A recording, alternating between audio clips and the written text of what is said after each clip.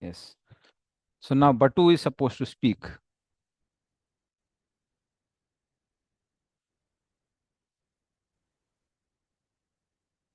So Batu begins to speak. Just to lighten the moment, he started speaking. So he spoke to Krishna. Oh, dear most friend of the whole world, please listen to my words. By my Brahma Tejas spiritual potency, I will fill you with happiness. When I am here as your friend, why are you troubling yourself by lifting Giriraj? He was speaking to Krishna. Oh, lotus eyed one, just order me, and I will hold up this great mountain on the tip of my golden stick. You must be exhausted from holding the hill, so now you relax and take some rest while I hold the hill. So Batu was joking, and Yasoda begins to speak. So she says to Krishna, oh, my darling child, you always act impudently due to the force of your uncontrolled senses. For so many years, we were doing this Indra Yagya, and now you have stopped it. So, disregarding demigods never brings any auspiciousness. So, if we have enmity with demons or demigods, how can we have some good fortune? Huh? While we are having fears from demigods and demons. So, although Krishna's body is inexhaustible, always blissful, Satchidananda Vigraha, but Yasoda thought Krishna has overworked himself. And because of that motherly affection,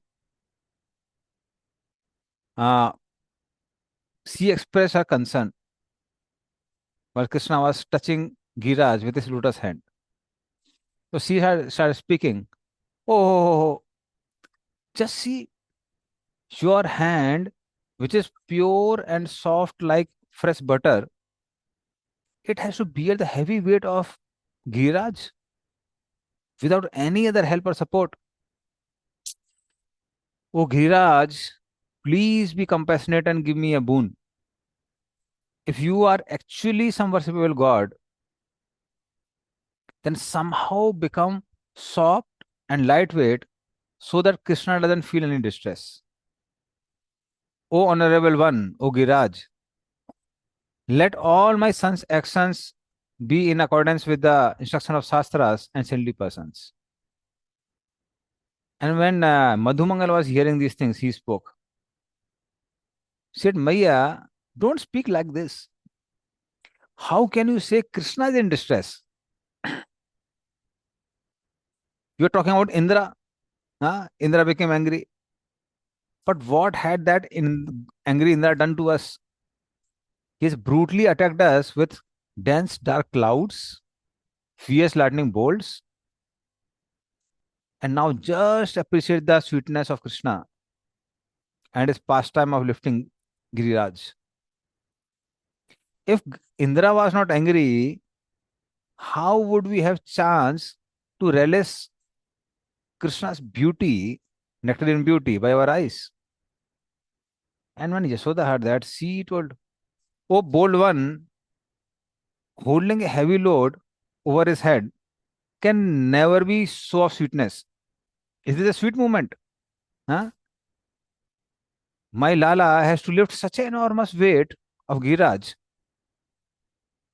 and this is a cause of distress for everyone. Just see how the locks of curly hairs of Krishna's forehead are wet from perspiration. He has to work so hard. And just see his face. His face has become dried up. It has become pale like lotus wilted by the snow. And just see his hands and feet. They have such a ruddy color. Oh, Shiva, Shiva, Shiva, Shiva. How can a mother's heart tolerate seeing such a hardship? And then Krishna spoke. Krishna said, Maya, there can't be anything more fun than this. And why are you worried for nothing? Just see, this great mountain Giriraj is floating in the open sky. And as I told you before also, that my body is just an instrument of his will. So he's just floating in the sky. I'm not making any effort. And Yashoda said, Lala, if that's true, but how can you not be tired after standing for so long? So even if let us say that Giriraj is very light, but you're standing for such a long time and you're holding that mountain by the raised arm. So just raising the arm and standing like that, won't it make a person tired? And oh intelligent one, you are saying that Giriraj is uh, floating in air. I will believe you only if you give up the Giriraj gives up the association of your lotus hand and flies in the sky on its own. So you are saying Giriraj is flying on its own?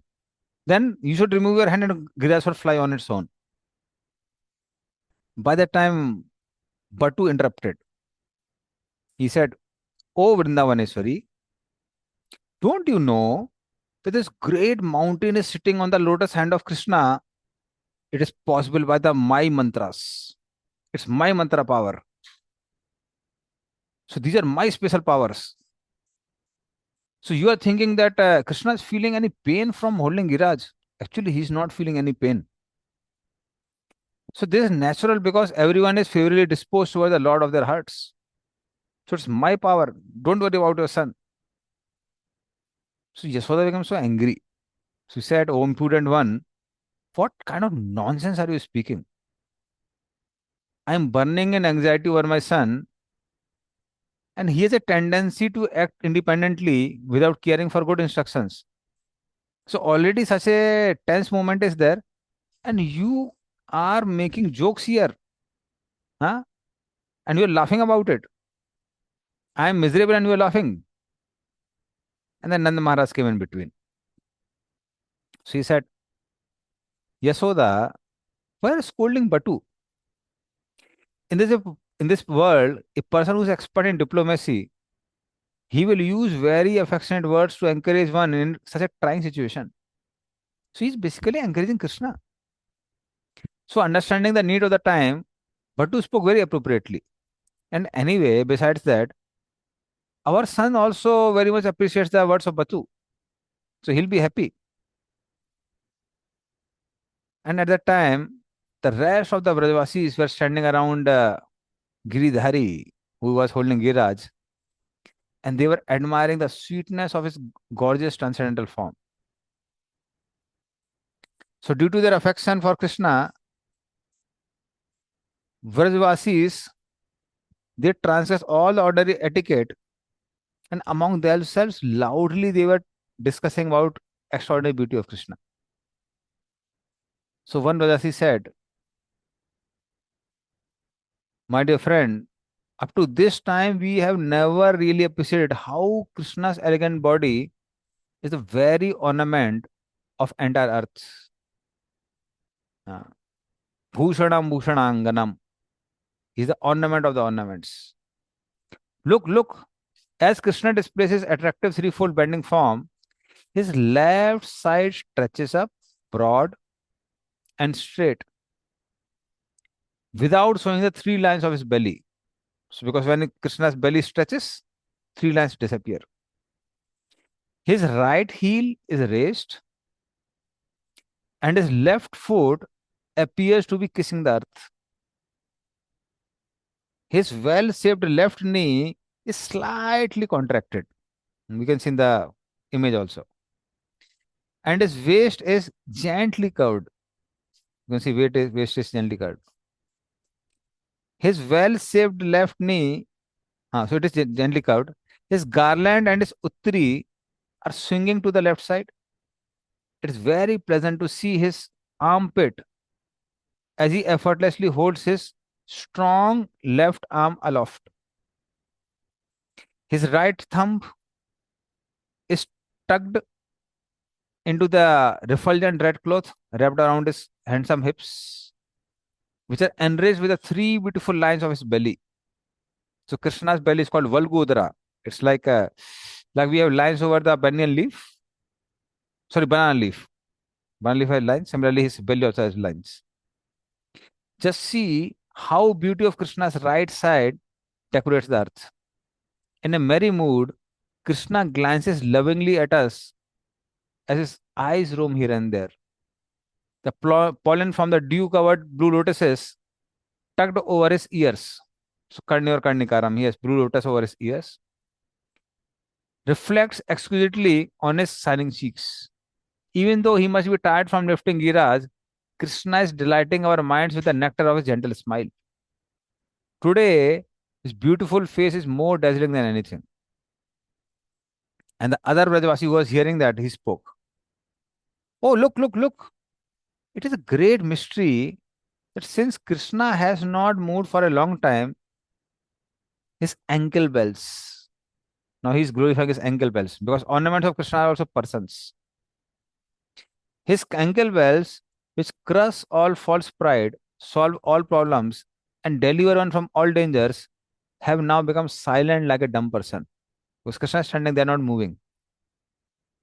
Although they are awake, those ankle bells seem just like a pair of swans sleeping in front of a blue lotus flower. So ankle bells generally are made up of silver, so they are looking like swans, and Krishna's feet are looking like two blue lotus flower. Hmm. Just see, the ankle bells are absorbed in silent meditation, just like a self-realized soul.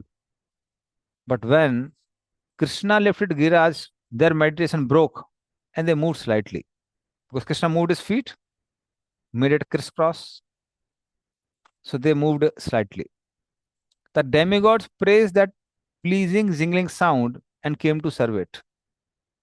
Seeing that the ankle bells again fell silent, feeling apprehensive about their sudden movement. So they moved for some time, again they became silent. Because Krishna again crisscrossed his leg, and now we are standing just like that. Then someone else said, oh, look, look, look, look at Krishna. While holding Giras nonchalantly in one hand, he holds his pastime flute in the another hand. So he's having flute in another hand. Pressing it gently to his lips, he plays soft, sweet tunes that fill us with exhilaration. So now Krishna starts speaking on playing the flute. So everybody was so mesmerized by hearing the sound of Krishna's flute, except Batu. Batu was alarmed. He said, oh, oh, what has happened? Oh, my friend, don't be so daring. Don't play your flute. How will you protect your friends today if Giriraj becomes ecstatic from your hearing your sound of your flute and falls off your hand? Already we have seen the power of your flute. Your flute has a power to destroy everything. Simply hearing the sound of this flute, mountains melt into rivers, rivers turn into stone. So it can do so many inconceivable things, incredible things. And Giriraj is a mountain. If he melts, what will happen? We are under Giriraj only. So then other Gopas who were there, they said, oh Kusumasa, may this mountain maintain its patience and keep protecting us from calamitous inundation. If Giriraj, let us say, melts by hearing Krishna's flute, he himself will become the very source of our destruction. But this will not happen. Don't worry. Because Giriraj is a person with great patience. So a person with great patience may sometimes get thrilled with ecstasy, like pure devotees. Hmm. But he quickly recovers his composure. So there is not a slightest fear that Giriraj may change his position. Just release the honey nectar of Krishna's flute and give up your restlessness. So hearing that Madhumangal became free from fear. You are thinking Giriraj will melt and he'll be inundated by Giriraj. Then another elder Vrajvasi, he said, look, just see foolishness of this Indra. So even though he is supposed to be our well-wisher, he has shown anger to such an innocent person like Krishna. So within his heart, he has enmity against Krishna. O lift of Giraj, Indra tries to destroy our dynasty with his thunderbolts, whereas Krishna always does well for the world. Indra merely guards eastern direction. He is Dikpal for eastern direction. Whereas Krishna protects all the directions. So name of Indra is also Hari. So he says, why has Hari, that means Indra, become so shameless by assuming the same name of our Hari, that's Krishna? Some other Gopa said, elderly Vrajvasi. How astounding. Before us, we see the delivers from the inundation, the clouds causing the inundation.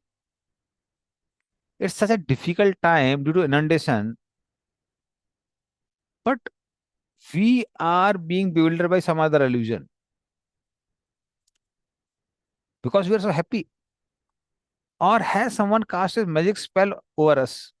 So, although we are in such a dangerous position, still we are not defeated. So, how is it possible that Indra is trying to inundate all of us and we are not defeated? How is that possible? So then another Vedavasi said, he said, though we are in middle of the terrible devastation, we are delighting in a conversation full of joking and laughter. While relishing these nectarian talks, we don't feel any anxiety or disturbance.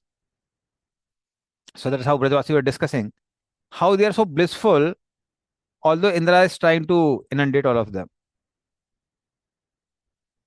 So suddenly at that time, one Brajavasi said, so he said, oh Radhika, your face is so beautiful. But please, please, please, don't move your eyebrows.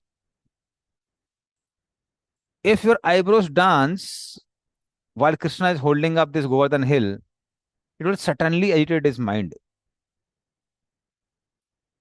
And then his arm will start shaking violently and cause the mountain to fall from his hand. So do not be cause of such a perilous situation. So please don't move your eyebrows in front of Krishna. And hearing that, Radharani started joking with Samasaki. So she said, she became very shy by hearing that, and she spoke. Hey, doe-eyed Syame, don't infuse your ecstasy in my heart. Calm down and control your mind. And then one gopi said, she said, Krishna, who turned the king of mountains into a play ball, must have tremendous patience. His clever behavior is beyond compare. Another gopi said, alas, alas, your words are drawing exactly the opposite conclusion to my intentions. So now listen to your praises.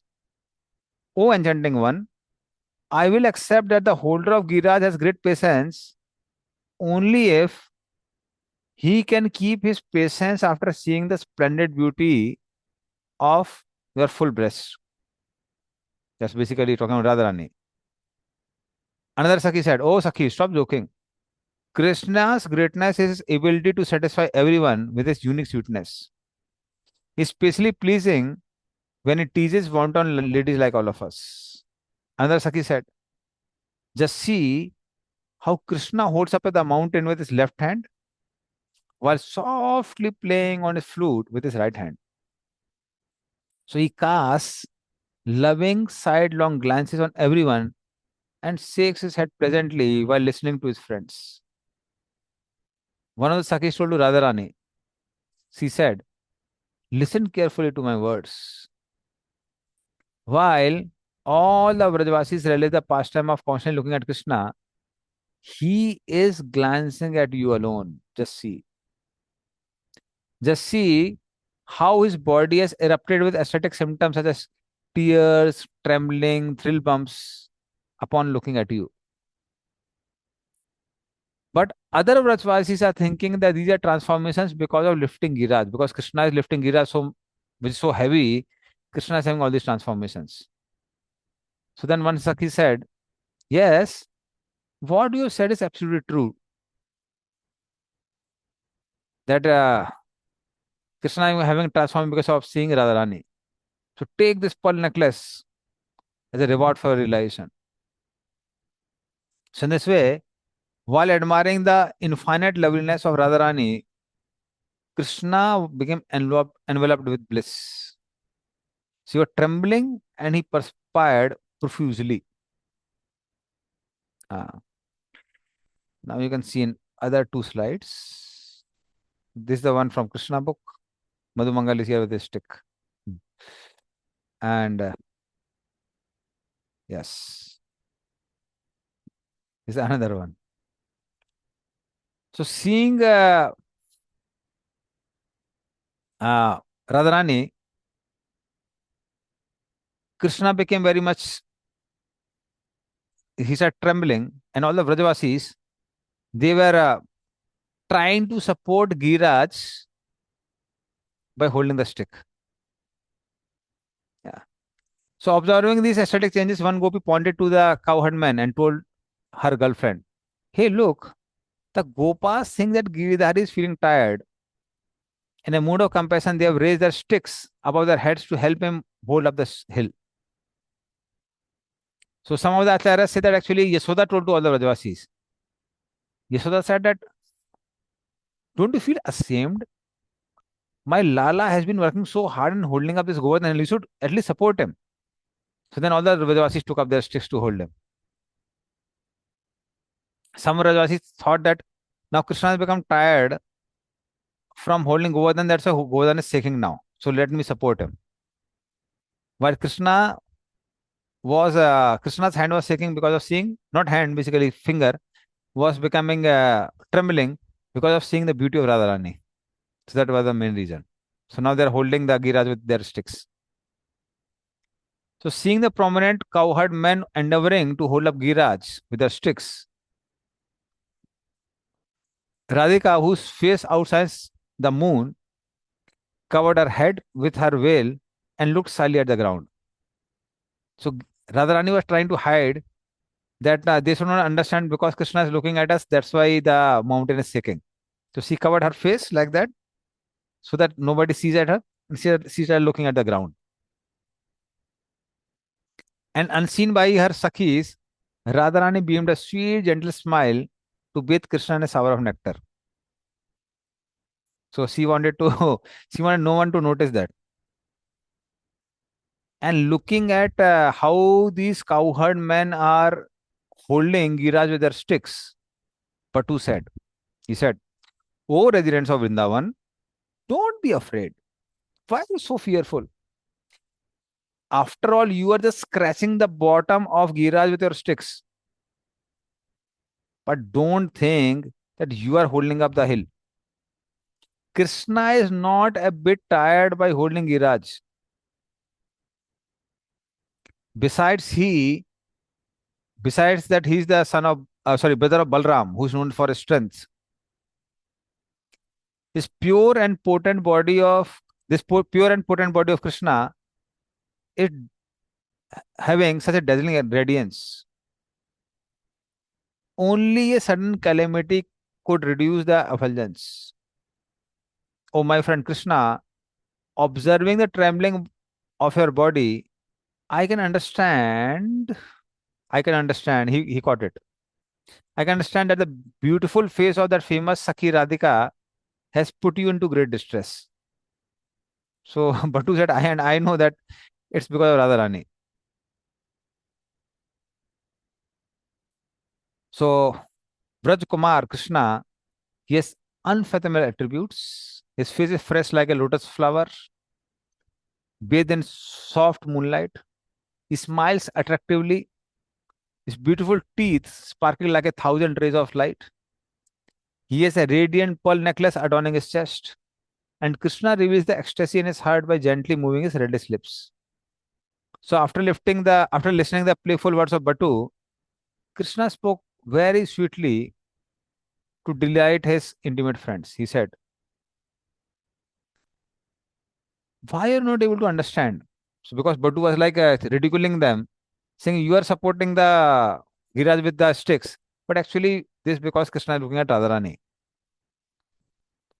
So Krishna said, These cowherd men, they have a very favorable attitude towards me, and therefore I always fulfill their desires. So why are you laughing at them? After all, these Vrajavasis don't know my inconceivable power, nor do they know that famous Radhika is one of my merciless forms. They don't know Radhika's body is non-different from my body, and she is my favorite lover. So the Gopas attempt to hold up Giraj simply proclaims their vasalrus, parental love for me.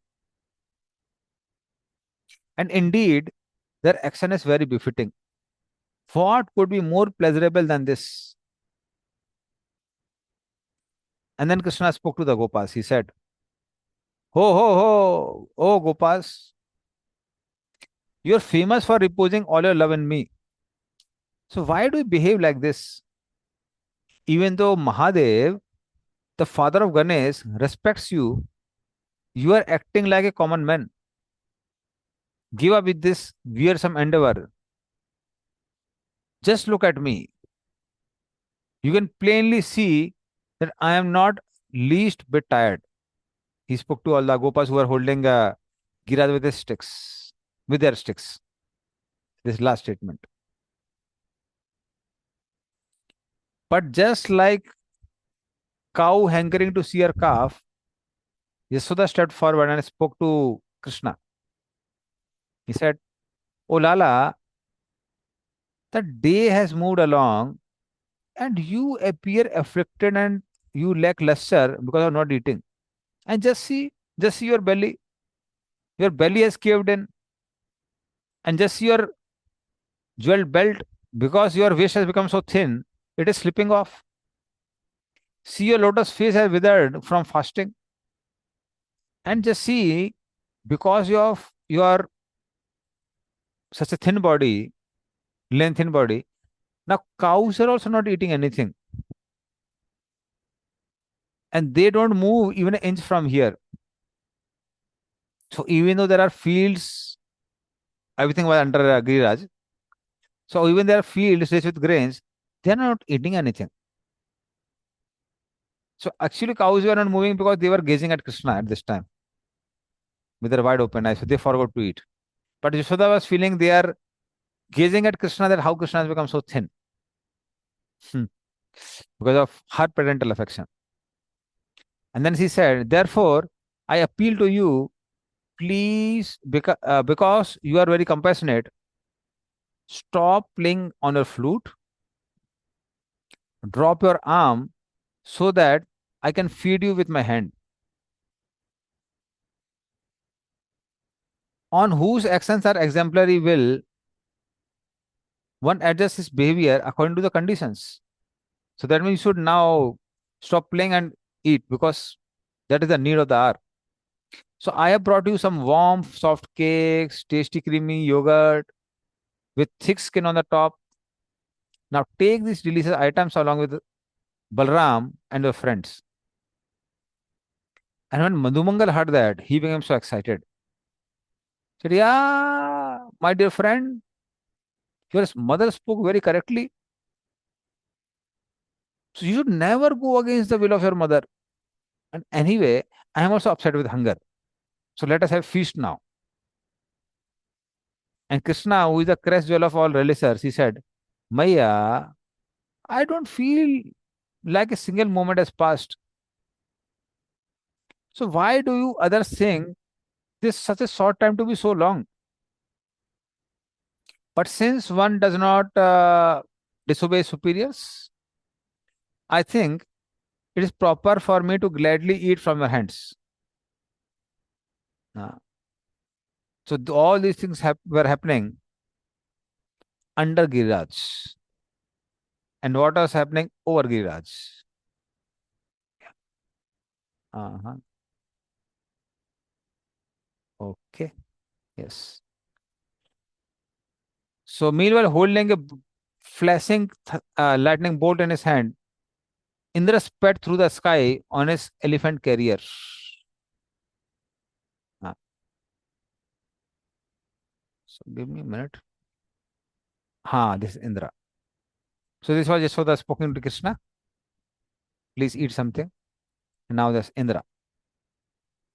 Yes. So though he was sitting on Aravat, his elephant carrier, actually he was riding on the chariot of his anger, showing his unflinching affection toward the rain crowd in the cracked the sky and made everyone cry with tumultuous thundering sound, hissing like an angry snake in the race to Vrindavan to survey the situation. So he had already sent Samartha cloud few days before, and by this time he was expecting that Vrindavan must be totally demolished. Uh, so to uh, astonishment, what he saw is dense peaks of Govardhan were piercing through the Samartha clouds and soaring even above the Samartha clouds.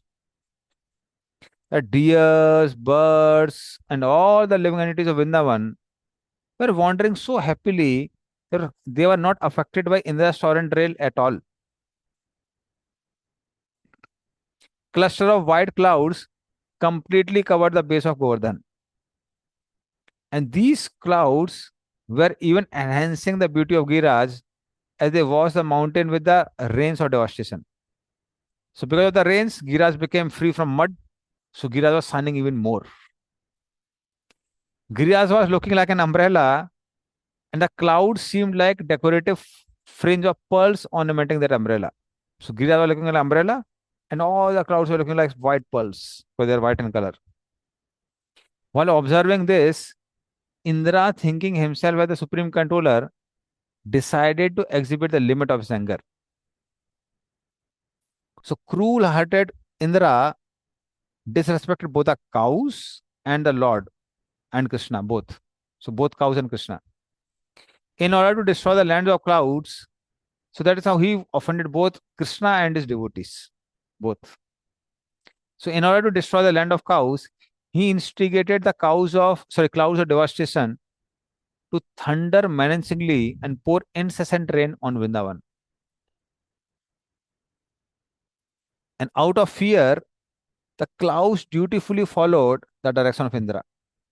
So, with the mood of determined fighter, the furious storm tried to blow away Giraj with severe high winds, so that now Giraj moves off from Krishna's finger.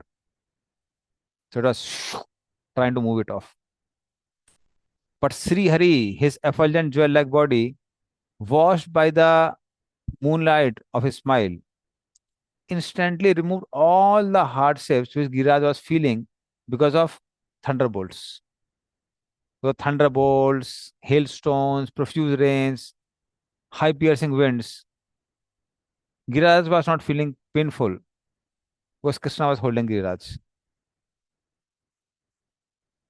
By seeing Krishna's effulgence and feeling the sweet breath from his lustrous lotus face, Giriraj felt totally relieved while relishing the exciting adventures of the Lord.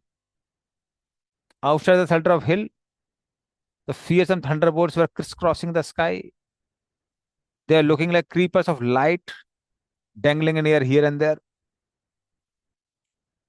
Dark clouds loaded with rain flashed occasional rainbows. So this was the scene outside Giriraj. And there was a different type of storm beneath Giriraj. So beneath Giriraj, there was a cloud. Who was the cloud? Krishna himself. Snigdha Gravar Ghanashyamam Sarva Saundara Sagraham. So it's called Ghanashyam. So Krishna is compared to clouds. All the gopis who have golden color, they are compared to streaks of lightning. The peacock feather of Krishna's crown is compared to rainbow. And there was constant flow of rain under the Giriraj, and this was rain of Krishna's beauty. So in this way, Krishna's beauty is compared to rain. Only difference was above Govardhan, there was no sunlight, but under Govardhan, there was a sun, and this sun was kaustub gem on Krishna's neck. It was serving like a sun and removing the darkness under Giriraj. So in this way, there was another storm below Giriraj. So Krishna, who is a perfect conjugal lover, his face is as spotless as moon, and his eyes were roaming seductively. So in order to remove the anxiety of Rajavasis and his fatigue from lifting Giriraj, Krishna started playing sweetly on his murli. Hearing the sound of that murli, one Rajavasi said, he said, "Look, look, look! A beautiful lotus hangs over Krishna's left ear.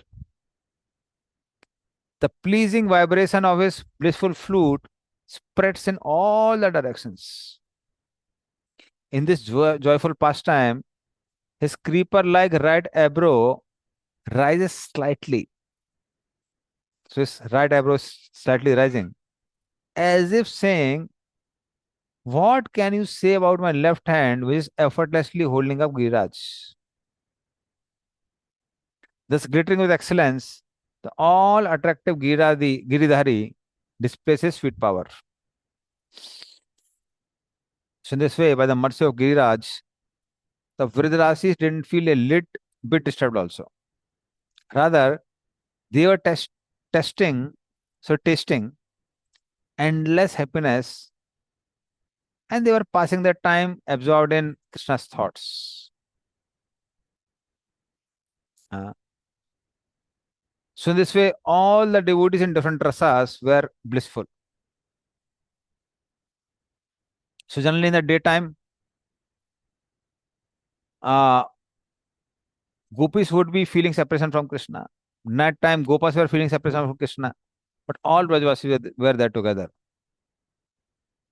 So, there were Santras Bhaktas there. So, the Brahmanas and other devotees in neutrality, they're astonished upon seeing the greatness of Krishna, how he's lifting Govardhan. So, that is how they were realizing. There were devotees Sakharas, like Madhu Mangal and other Gopas. They are pleased by merrymaking and laughing with Krishna, joking with Krishna. There were devotees in Madhuri like Radharani and other gopis, and they were exhibiting their deep love for Krishna and exchanging the glances, talking about Krishna. Uh, Intimate friends like Subal were continuously enthusing and encouraging Krishna. There were devotees in Dasaras. So we talked about Santaras, Sakharas, Madhuras, and there is Dasaras. So there were devotees in Dasaras like Raktak, Patrak. They're constantly serving Krishna with affection. So in this way, different associates of Krishna were delighting in their individual loving rasas. And there were devotees in Vatsal Ras also. That's Mother Yashoda and all other elderly Brajavasi women and men. So they were feeling sad. Oh my God, Krishna has to work so hard in lifting Govardhan. But were they not blissful? They were also blissful. Because in spiritual life, both distress and happiness gives happiness or gives bliss. So to please her son, Yashoda tried to offer Krishna some juicy comfort tambula, pan, made of cardamom, nutmeg, cloves, lime paste, cashew, betel nuts, wrapped in a dark pan leaf, uh, and it had a power to aid digestion, remove anxiety, and fill up one with pleasure. That's why traditionally, certainly devotees don't eat it, but traditionally people eat pan just after taking their meals because it's very good for digestion, and also the lime which is used, uh, it gives increased calcium in the body. So suddenly, although I'm glorifying pan, we are not supposed to eat it. Krishna can eat it. So holding it in her lotus palm, Yashoda only offered it to Krishna while pleading.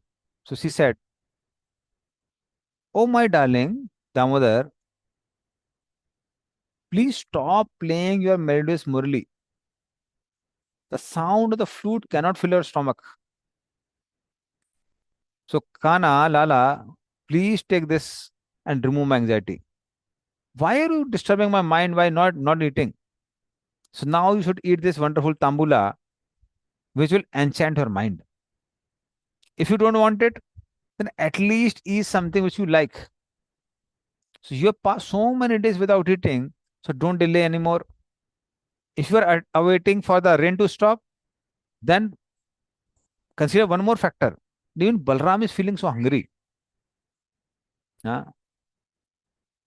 And because you are willing to do anything for your brother, please honor my request and accept this tambula, pan. And then Yasoda spoke to Subal. She said to Subal, Subal, you are overflowing with love for Krishna. Since you are also a dear object of his affection, please offer this tambula to Krishna. So she gave that tambula to Subal, and Subal felt boundless joy in because he was holding tambula in one hand, because he got to serve Krishna basically. So even holding tambula in one hand, he removed Krishna's fruit from another hand with the edge of his cloth. He gently cleansed Krishna's lotus face, which was adorned with aguru, which was slightly reddish in hue. Seeing Krishna's lips turning red from chewing pan offered by Subala, now Yashoda was smiling in happiness. Oh, at least Krishna ate something. And outside the umbrella of Giraj, the huge cloud formation sent by furious Indra poured incessant rains and blew fierce hurricane winds. But what was the effect? Not even a particle of dust from Giraj's surface was washed off.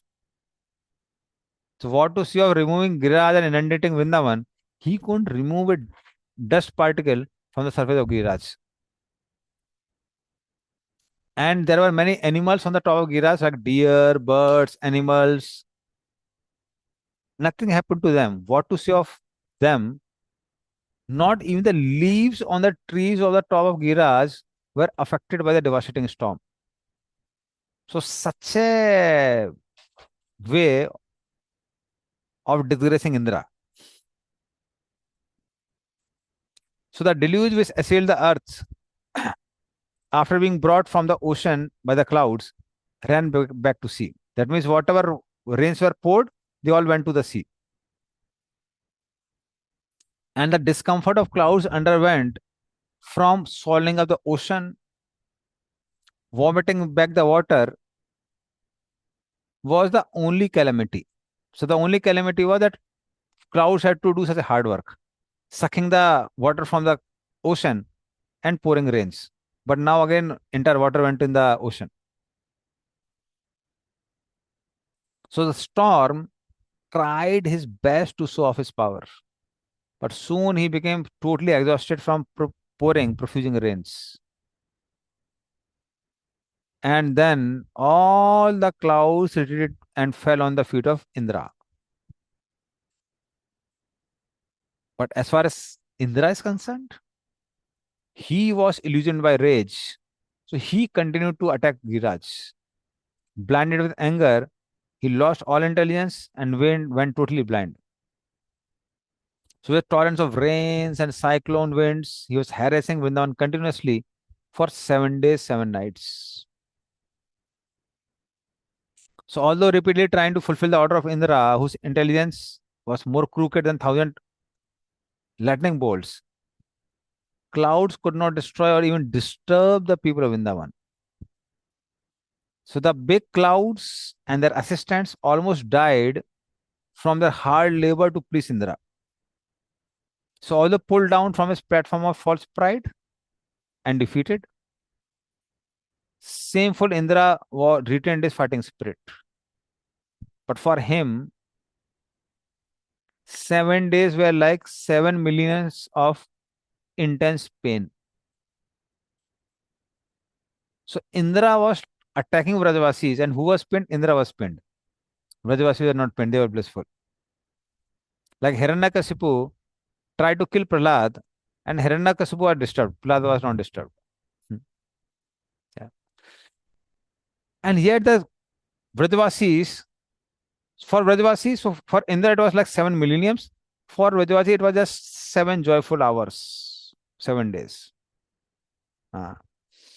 So just see the wonderful splendor of Lord's divine prowess, which transcends the comprehensions of even Shiva and Brahma.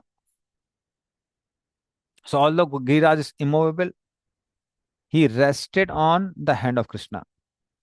So for 7 long days, monsoon rains and horrific earth-shaking winds torture the people of the world with bitter suffering, untold miseries. But the serene and peaceful Giriraj was not even a bit disturbed. People around were disturbed, but Giriraj was not disturbed. And being constantly bathed by the rains and anointed with fragrance of Krishna's divine body, Giriraj looked abundantly radiant and beautiful throughout the whole ordeal. And by mercy of Krishna, danger finally ended. 7 days were finished. So just give me a minute. Yeah.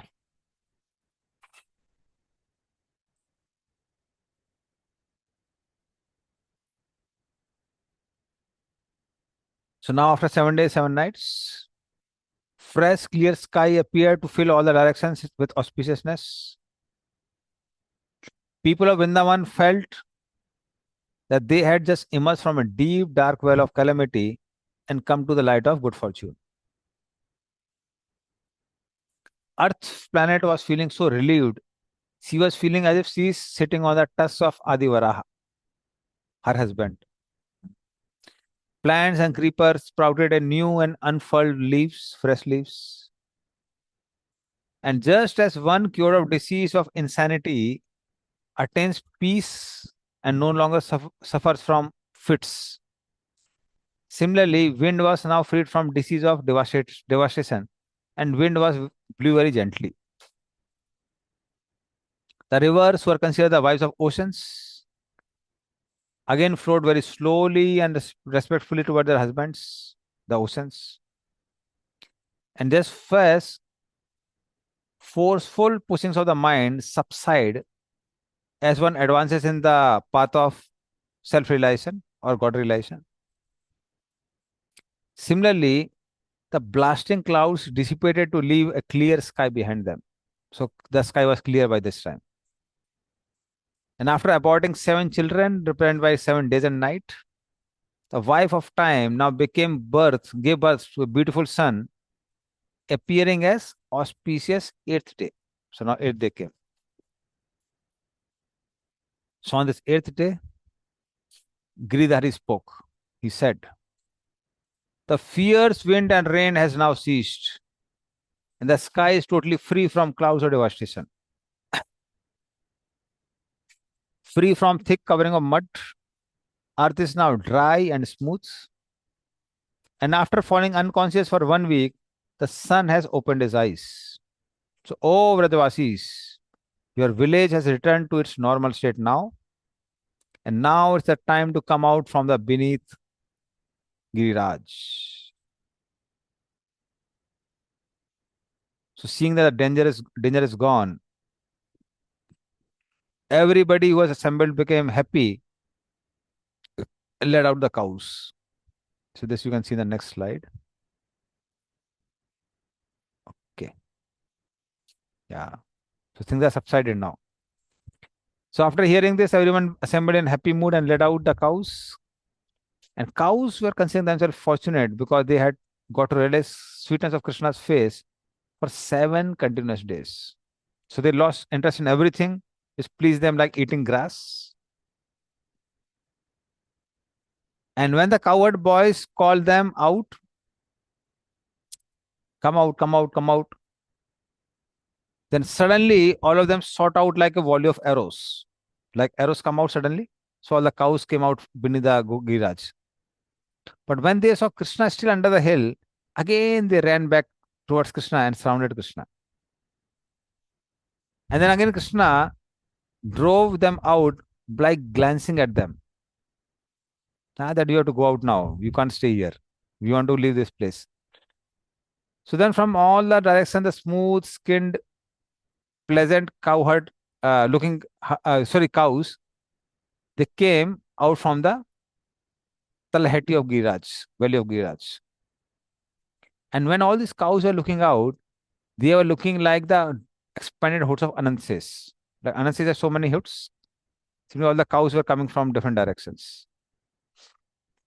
Or they were looking like moon sign hiding in a cave out of fear of darkness. Or they were looking like matted locks of diffused lights born from crystal mountain of Giriraj. In this way, induced by Krishna's words, cowherd men gave up their fear and smiled cheerfully.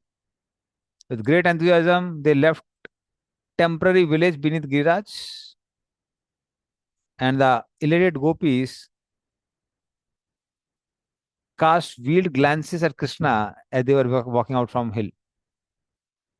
So effulgent gopis seemed like rays of brilliant light visible within the daytime, or the dazzling rays emanating from the jewels below mountain, or they're looking like the ruby top at the hood of Nagaraj. So they have jewels, they were looking like that. So after cowherd boys left, Krishna again kept the Giriraj exactly in the previous position. So he tossed off Giriraj by his hands just like a child throws flower ball, like this. So again it sat down. Giriraj sat down. Then Krishna met his friends for more pastimes of wandering in Vrindavan. Overwhelmed with ecstasy, the residents of Vrindavan came forward to greet Krishna according to their individual relationships with him. And then Balram warmly embraced Krishna. Yeah, so you can see Balram embracing Krishna here. Yeah. But then Yasoda came. So Yasoda was saying, Alas, just see what has happened to my Lala. Uh, my Lala has been severely weakened from bearing such a heavy weight. So she was holding Krishna's hand, palm, massaging Krishna's left arm, kissing Krishna's left arm affectionately. That no, uh, this left arm is so tired, holding Giras for 7 days, 7 nights. By the time Rohini, you can see Rohini also here. She offered Aarti to Krishna and Balram in an artistically designed jeweled ghee lamp.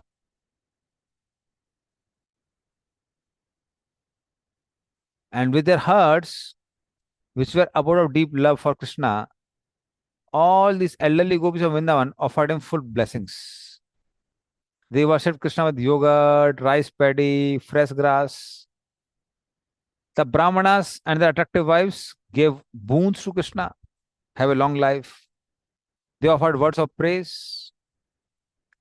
Sananda and other elderly men, they were bound by ropes of parental affection, Vatsalras. They embraced Krishna Balram, smelled their heads. But gopis, now suddenly they can't do anything in open. So died in pure love and covered by shyness, they honored Krishna Balram.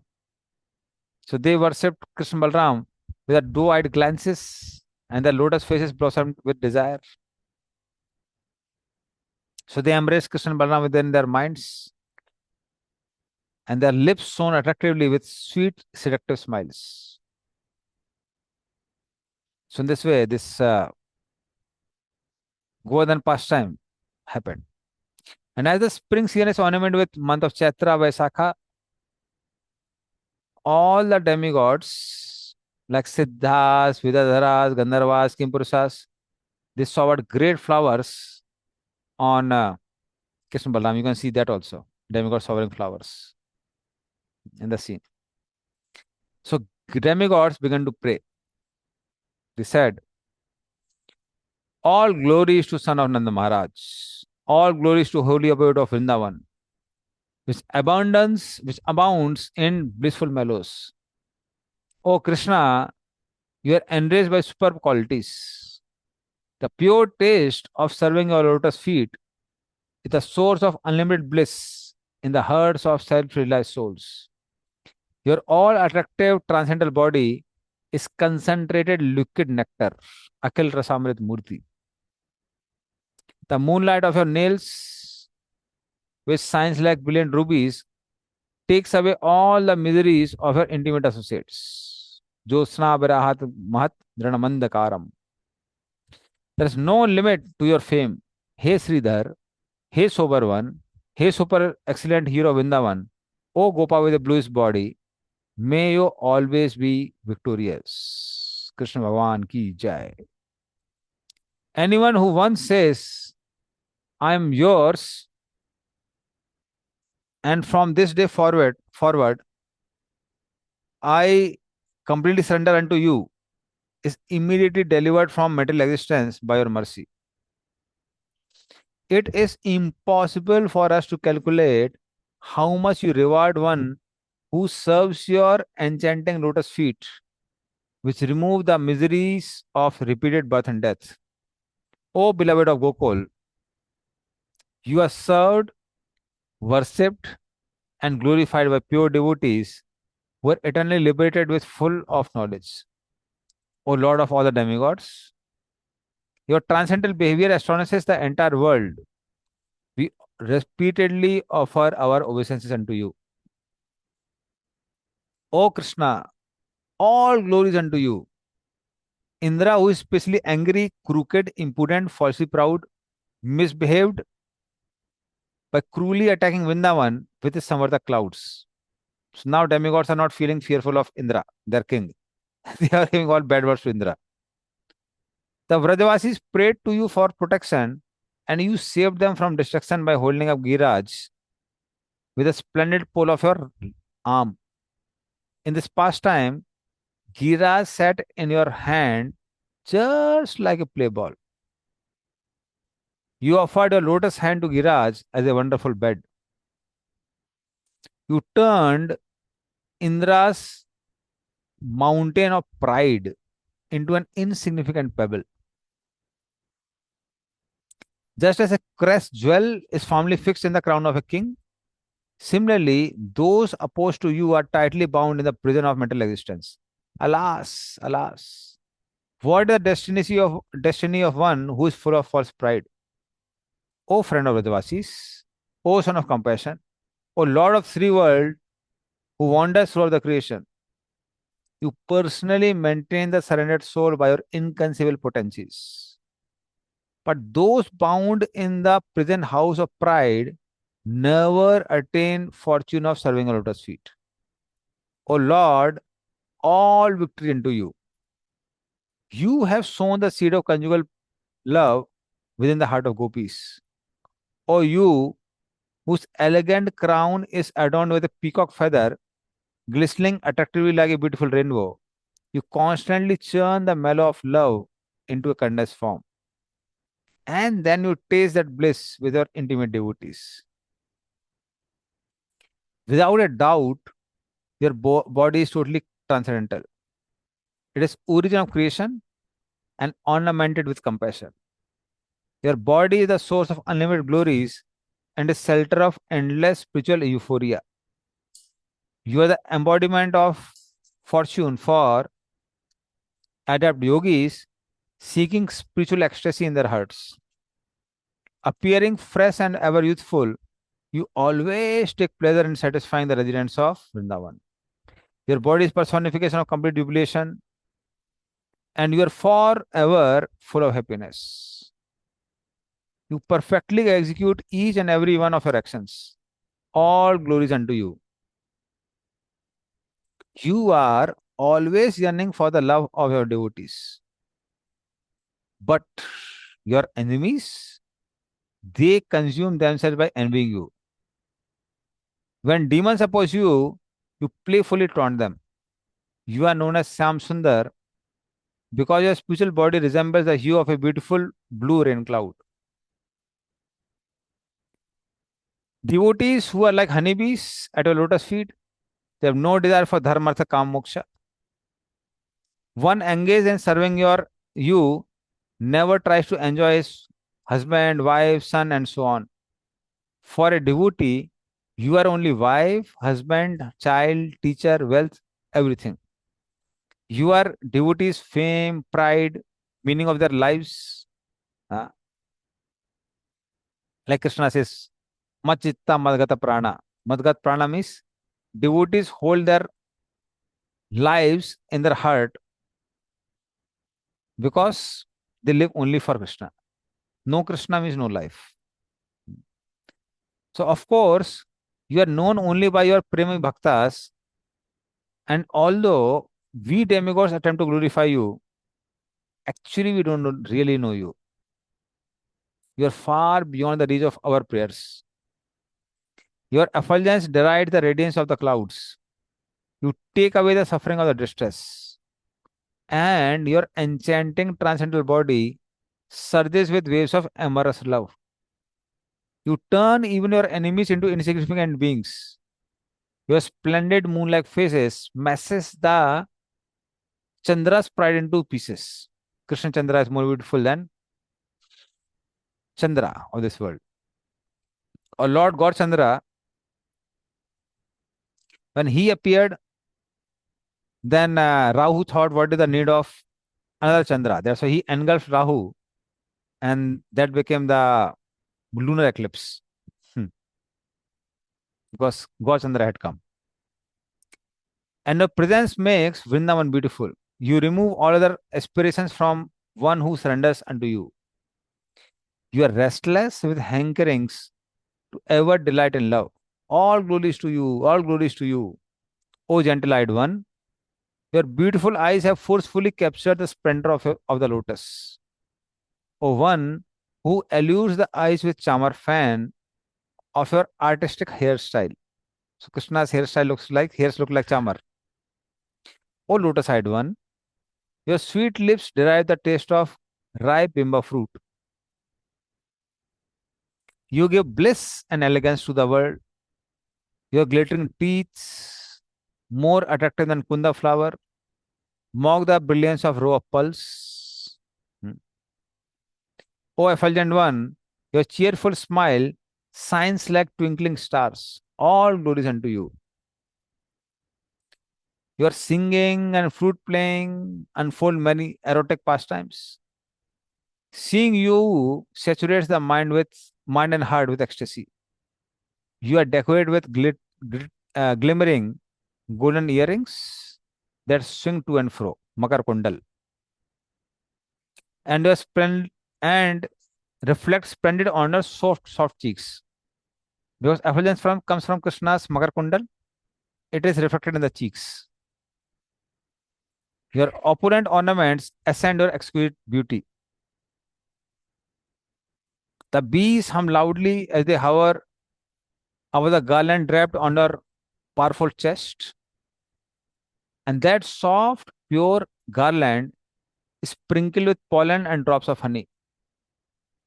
Out of your infinite compassion, you fill the hearts of your devotees with delight. All glories to you.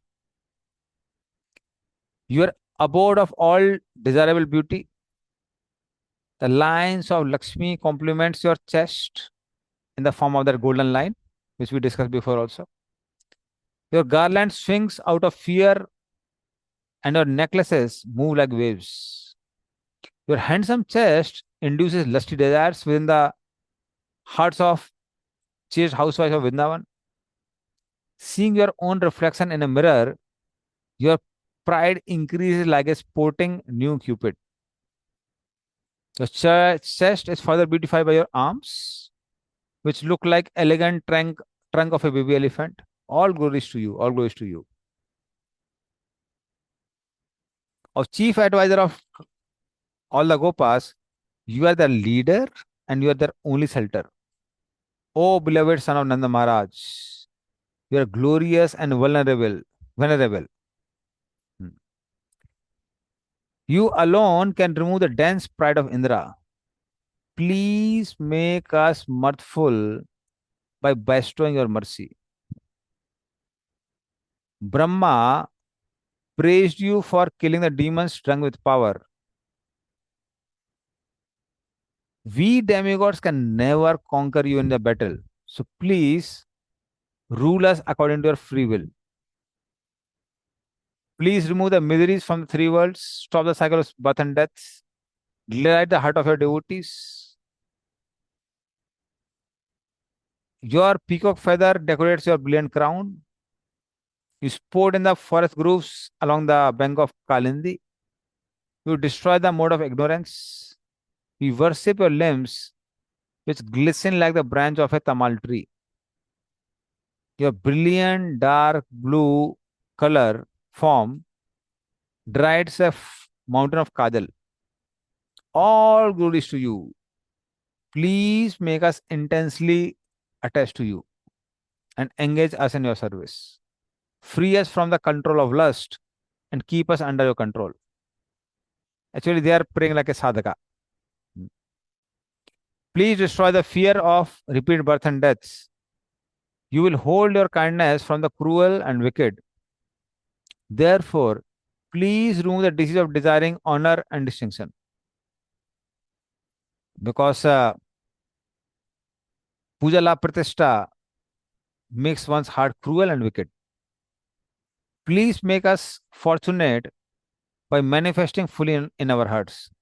Hey, learned one, your wandering in the kunjas of Vrindavan excites the mind and exhilarates the heart. You shine brilliantly like the autumn moon, and your gentle smile is alive with pastimes. The witty words flowing from your mouth produce infinite varieties of intimate mellows. You are always anxious to release emotional ecstasies within your heart. You are famous throughout the Vedas for dispelling doubts and solving disputes. Your pleasing words fill the ears with waves of loving flavors. Your inner joy arises from pure love. You are a mine of transcendental splendor. Your roving eyes with which mock a blossoming lotuses, are slightly reddish due to intoxication of lust. As if Krishna's eyes look like that of rising sun. Seeing your eyes pleases the eyes of everyone.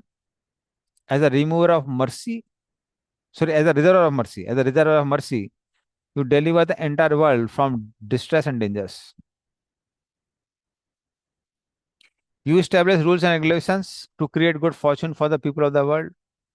You sit on the lotus of the heart of a devotee who glorifies you with pure love. But you get angry and you can act like Yamraj to easily crush the prowess of an insubordinate servant like Indra. You are decorated with a rare jewel of formidability. You fearlessly lifted Govardhan and stood like a graceful dancer, effortlessly holding the mountain in your lotus hand. The white lotus tucked on your ears resembles a conch shell, and your earrings glisten like sunshine. You are famous for satisfying the devotees who desire to see your magnificent forms. You are known by men and demigods. You mystify both the moving and non-moving. You are indomitable force. The pinky small finger of your left hand, you held up such a vast mountain of Govardhan. Colorful varieties of loving moods enhance your pure character. O illustrious one, although the Vraj are your most confidential lovers, you uphold the strictest course of morality. Uh, you compassionately protected Gokul from the clouds of devastation that assailed your beloved Vrindavan with floods, lightning, thunderbolts, etc. Abounding in kindness, you always do good for everyone and satisfy all their desires. O skillful one,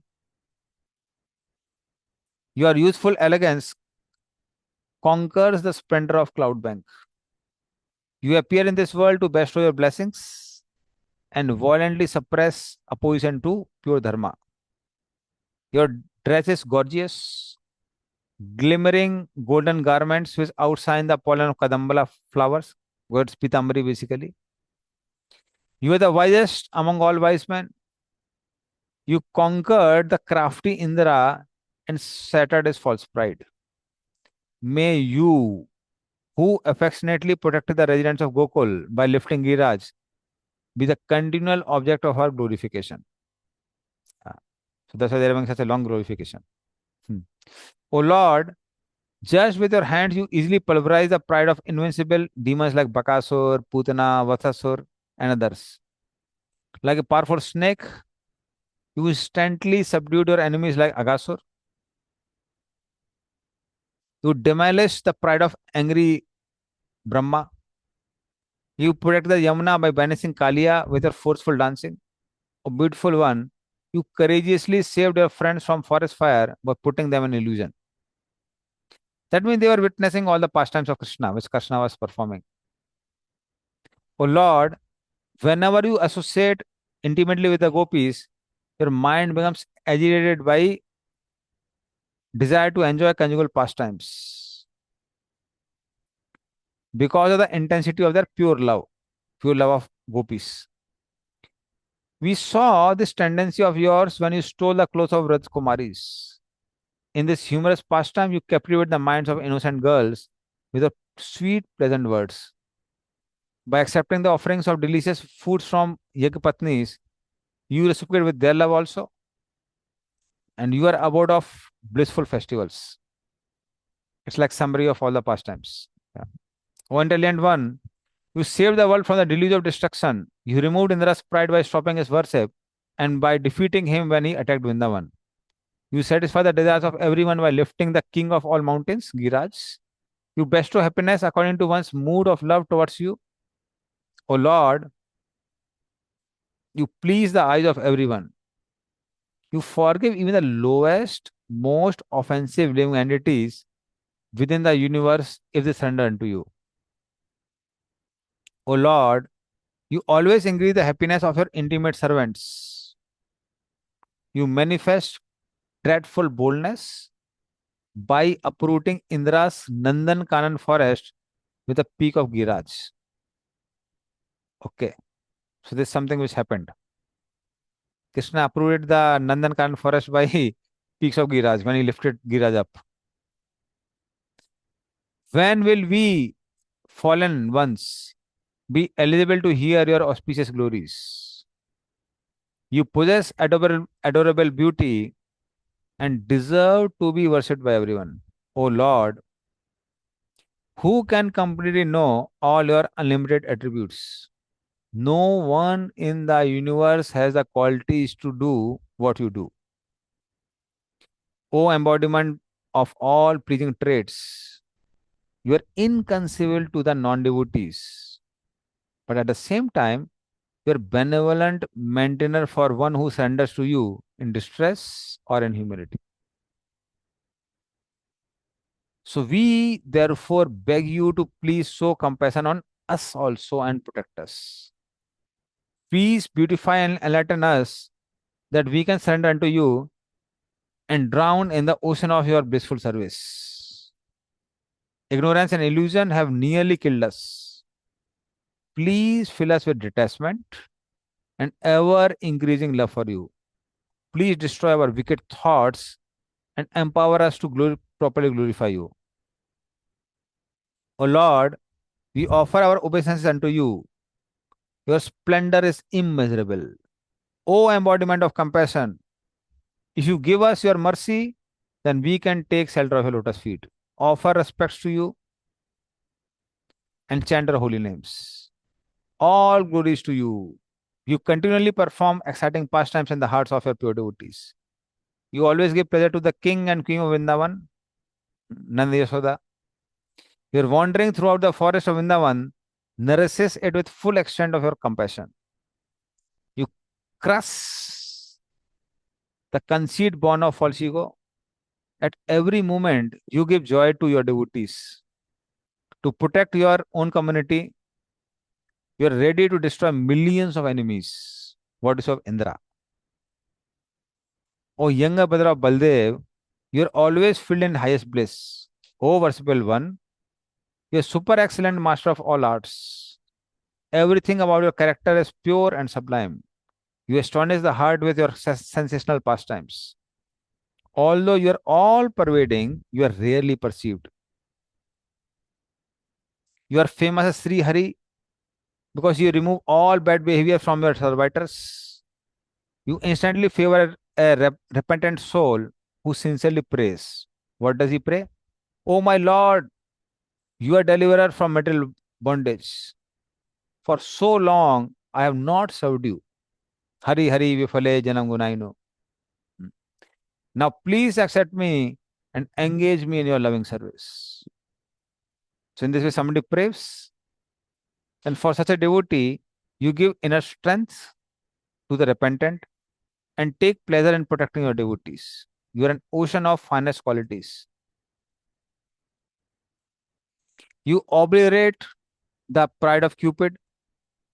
Radharani always serves you, pleases you more than anyone else. Srimati Radharani, who has perfectly mastered the 64 arts, the main support for all your astounding transcendental adventures. You create a jovial celebration by lifting Govardhan Hill. The mind of a humble and submissive person always dwell in you alone. You give everything in charity.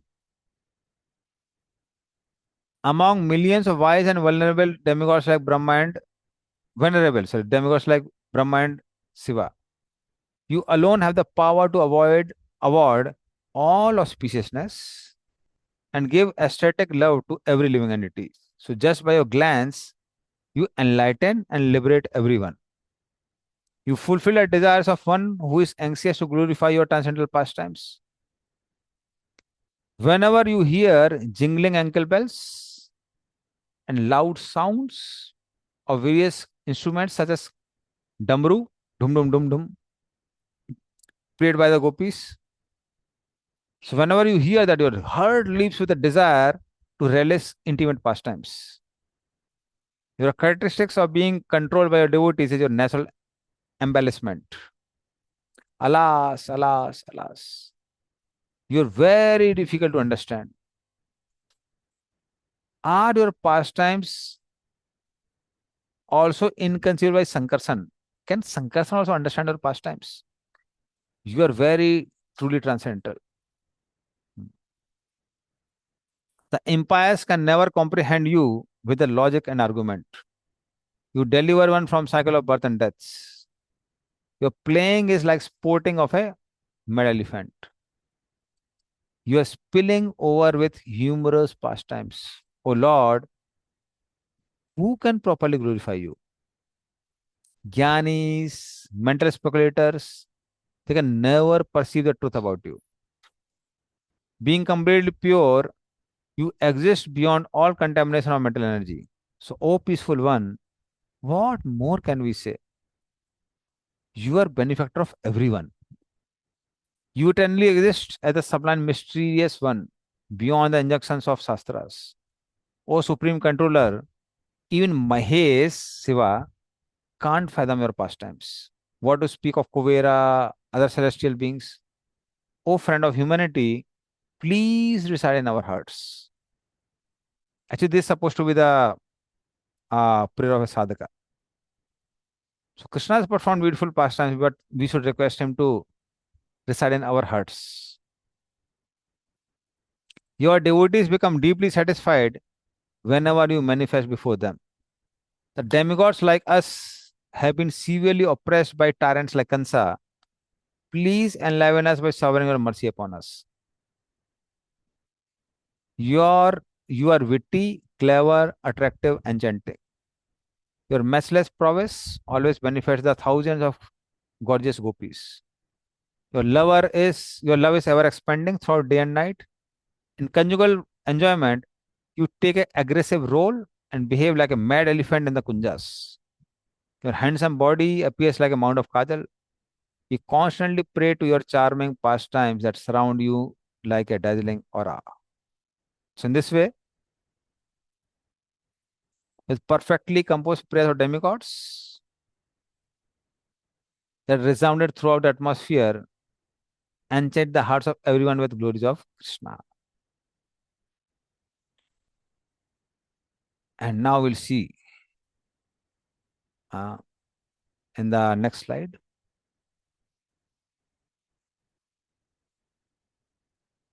Yes. So till now there was glorification of demigods. Hopefully all the devotees were attentively hearing. But now you will hear it more attentively because now this is the glorification of Brajavasis. So after Govardhan pastime, you can make comparison also. Now all the elderly men of Vrindavan, they appealed to Nanda Maharaj. So they said, O King of Vrindavan Nanda Maharaj,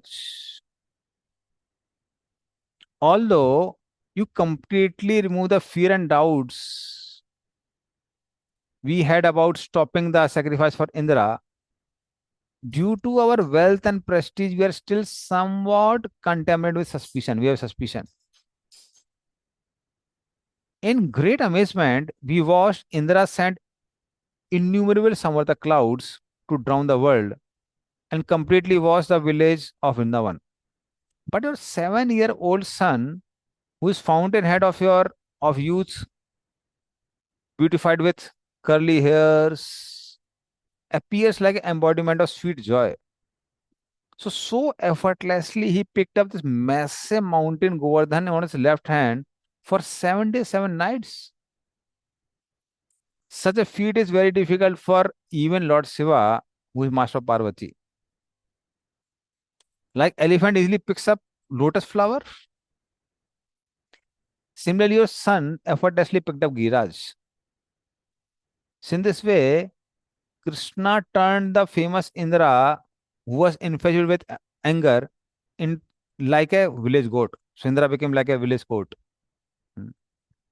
Therefore, we can't understand the identity of Krishna who bewilders us and covers our knowledge. So, as Krishna appeared in our village, he became the life and soul of everyone. His lips are beautiful like banduli flower. He drank the deadly poison of Putana's breast milk, purified her, made her into nursemaid. So they remember this pastime. One day, now about Saktasur pastime, Yashoda was placed sleepy Krishna beneath the cart.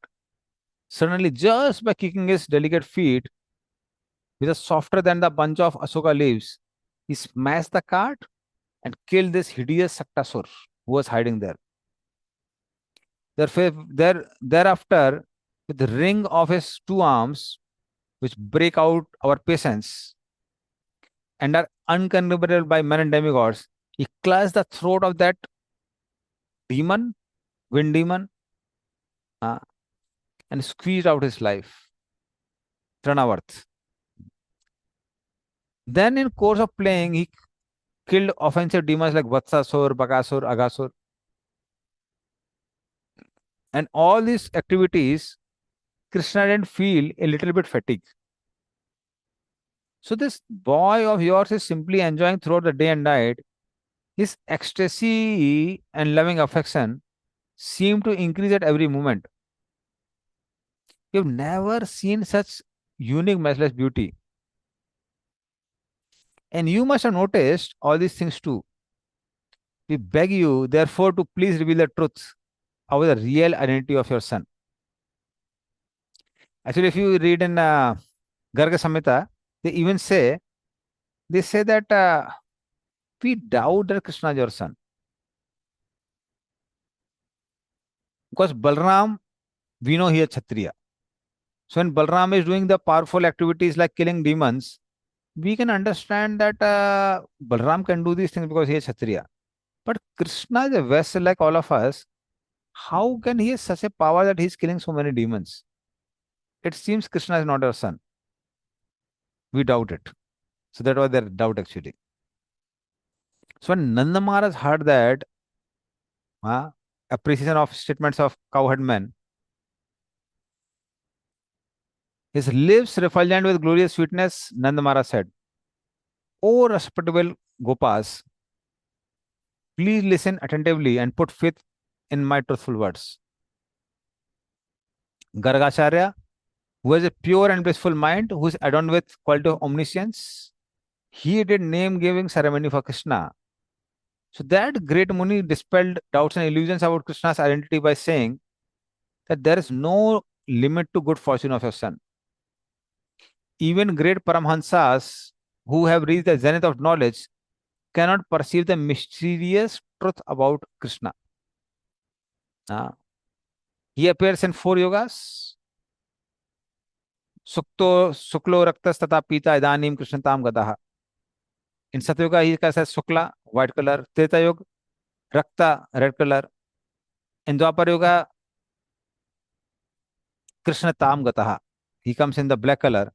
And Pita, ah, he comes in Kalyugas in yellow color, but here it is said he comes in white color. In most Kalyugas, he comes in white color. Yeah. So this Gargamanu said, but once in the day of Brahma, he appears in a dark blue form of Krishna. And afterwards, he appears in yellow color. Okay, okay. Other yugas, he comes in black color, but then he comes in white color. In this time, once in day of Brahma, he appears in dark blue form and then comes in yellow color as Lord Gauranga. Hmm. By his own desire, Gaurang Mahaprabhu ki jai. And by his own desire and spiritual power, he appeared as the son of Vasudev. Therefore, his another name is Vasudev and is equal to Narayan. So those who love him become free from all offenses, experience auspiciousness everywhere, and remain always satisfied. He's the only object of love for both men and women. And out of his fear, no enemy comes here to Vrindavan. Therefore, my dear cowherd man, you need not be afraid in this matter. My son Krishna acts for everyone's benefits in all respects. It is quite befitting that you have developed such affection for him. So don't allow Aswara on reverence to reduce the intensity of your friendliness towards him. Uh, because Aswara is neither natural nor intimate. So therefore, don't put yourself in distress by maintaining this awe and reverence towards Krishna. Make this youthful son of mine the object of your compassion. If devotees allow me to exceed this class a little bit more, by 15 minutes, then I'll explain one more pastime from Garg Samhita. Hari. Okay. So this running out of power. Just give me a minute. I'll put laptop on power.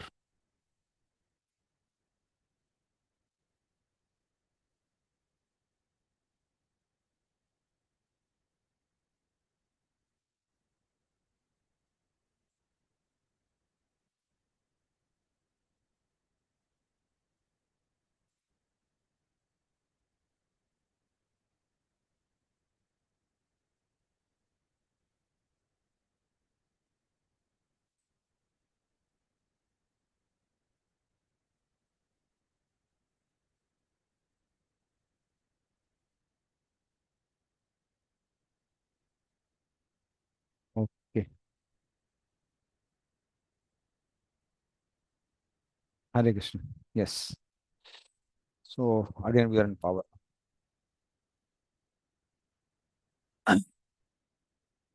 Hmm.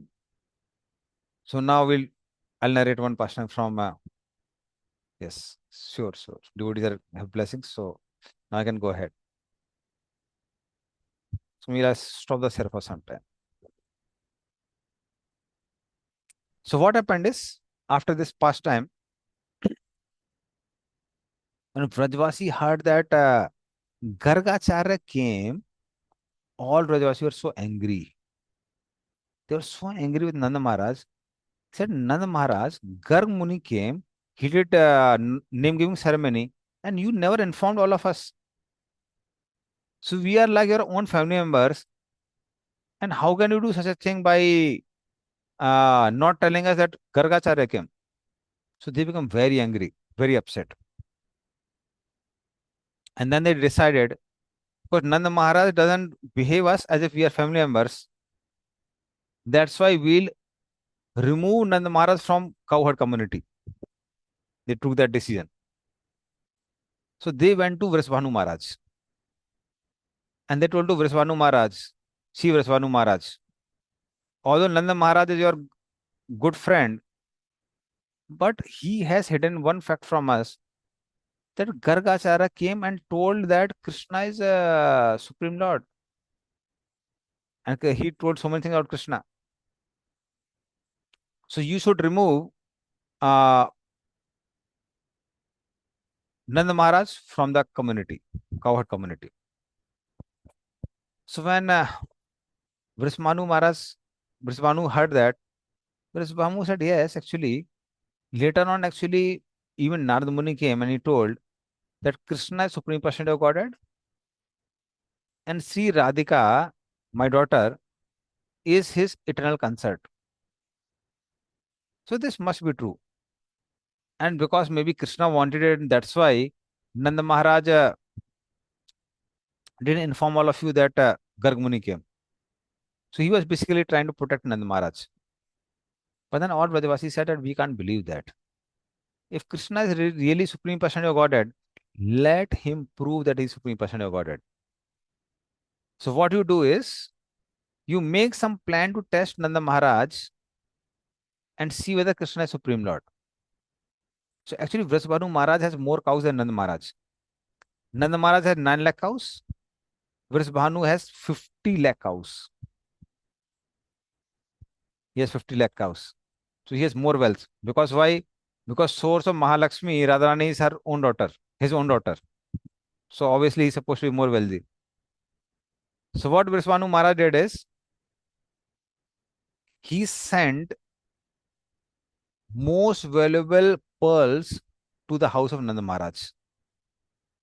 And it was like carts after carts of pearls.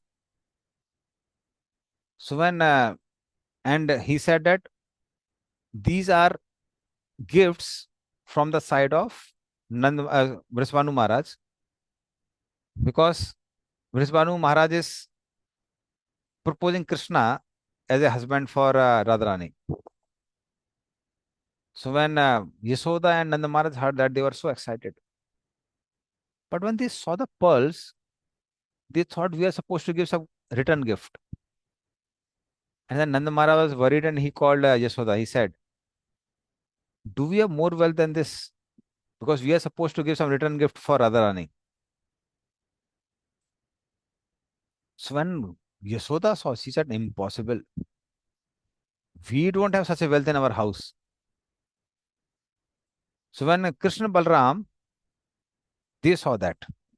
So then Krishna made an arrangement.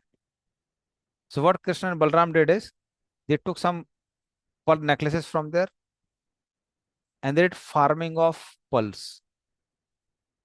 So the different pastime of farming of pearls which we had heard. So they did farming of pearls.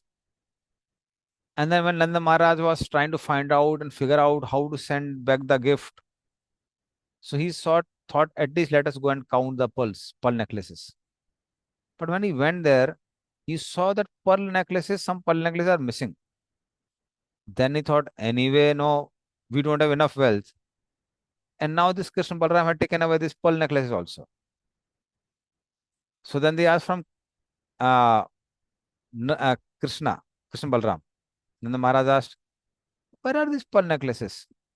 He said, oh, pearl necklaces. Actually, we have sown them in the ground so that the trees of pearls will come. Nanda Maharaj said, hell with anything, tell us where you have sown. We'll search from the ground.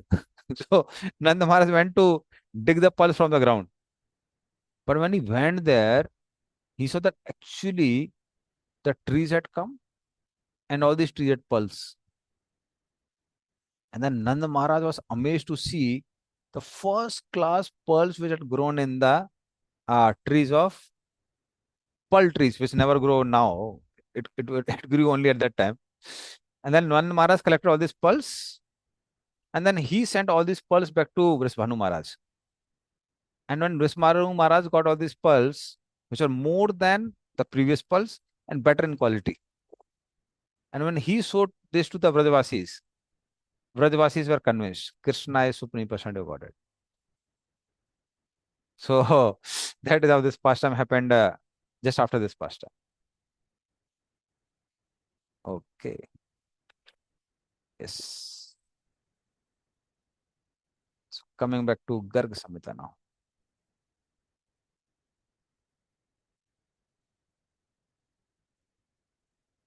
Mm. So in this way, being relieved and satisfied, residents of Vrindavan gladly returned to their respective homes. And sometimes later, being attracted by the opulence of Giras and to get relief from the fatigue of holding Giras for a week, Krishna was strolling around Govardhan. So Krishna walked there alone. Actually, he walked alone so that he can bestow blessings of Indra.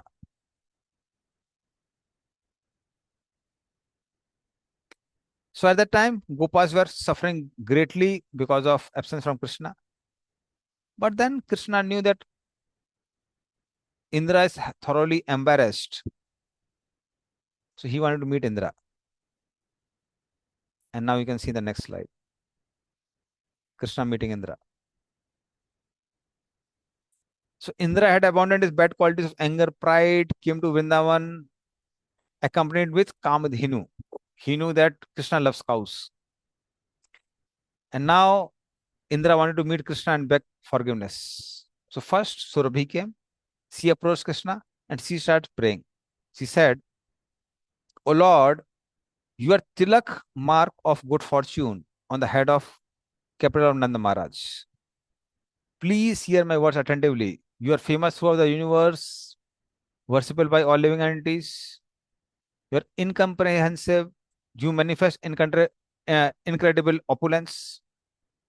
And even if hundreds of Indras try to kill cows and the Gopas with ferocious clouds, torrents of rains, you will always protect Gokul and saturate its residents with complete bliss.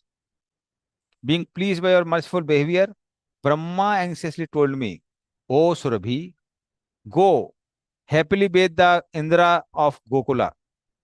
That's Vrajendra Krishna, who is beloved son of Nanda Maharaj.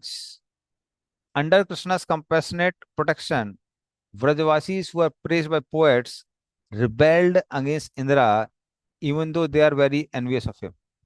I am well known for my own misdeed of previously stealing Krishna's boyfriends and cows. This who is speaking? Brahma is speaking.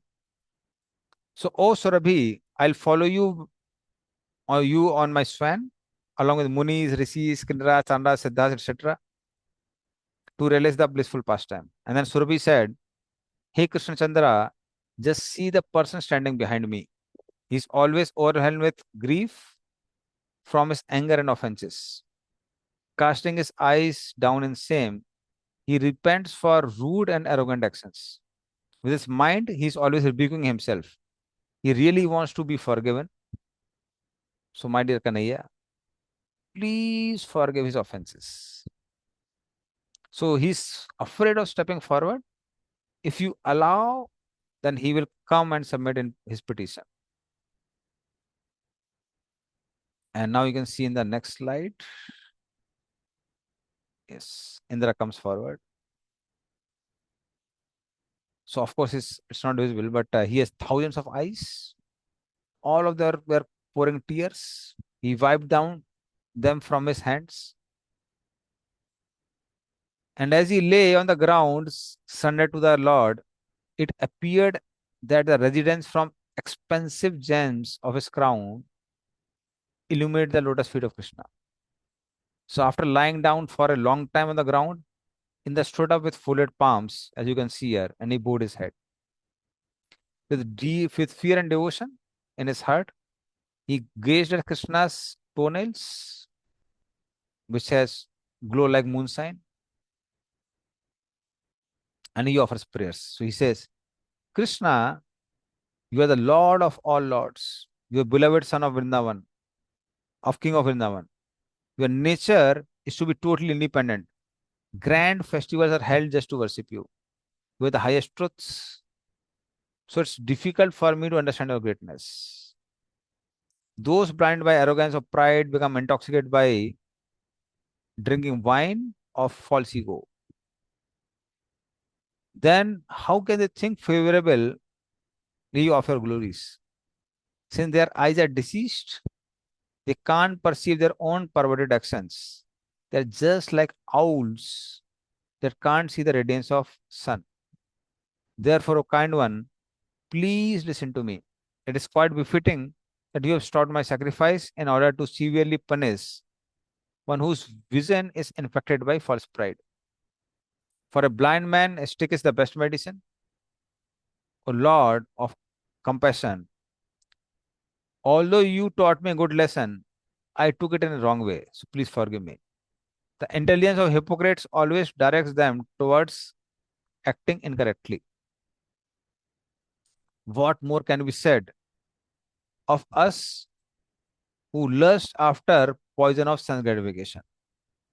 If even great sages who are free from material attachments can become agitated by Rajoguna, then what to say of all of us? Uh, unless your insurmountable energy acts, that means if your Maya is acting, how can we exit this false ego? All glories to you, the benevolent one.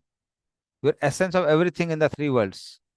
You are the embodiment of auspiciousness for Vrindavan. O matchless one, O Damodar, you are abode of transcendental names and qualities. O friend of Sridama, Sudama, Vasudama, I offer my obeisances unto you.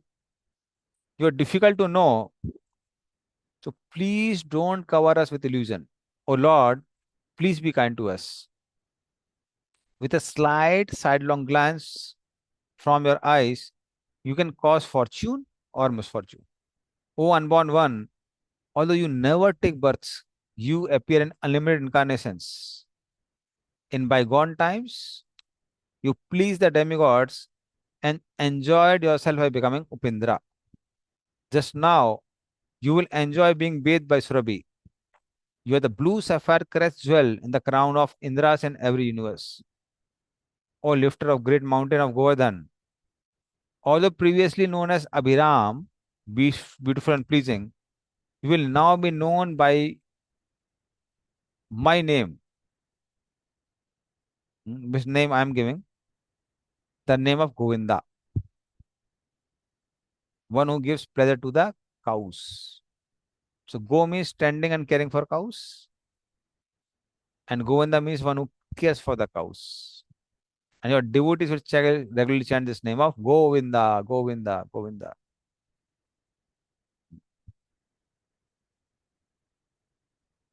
And now, after praying like this, you can see the next slide.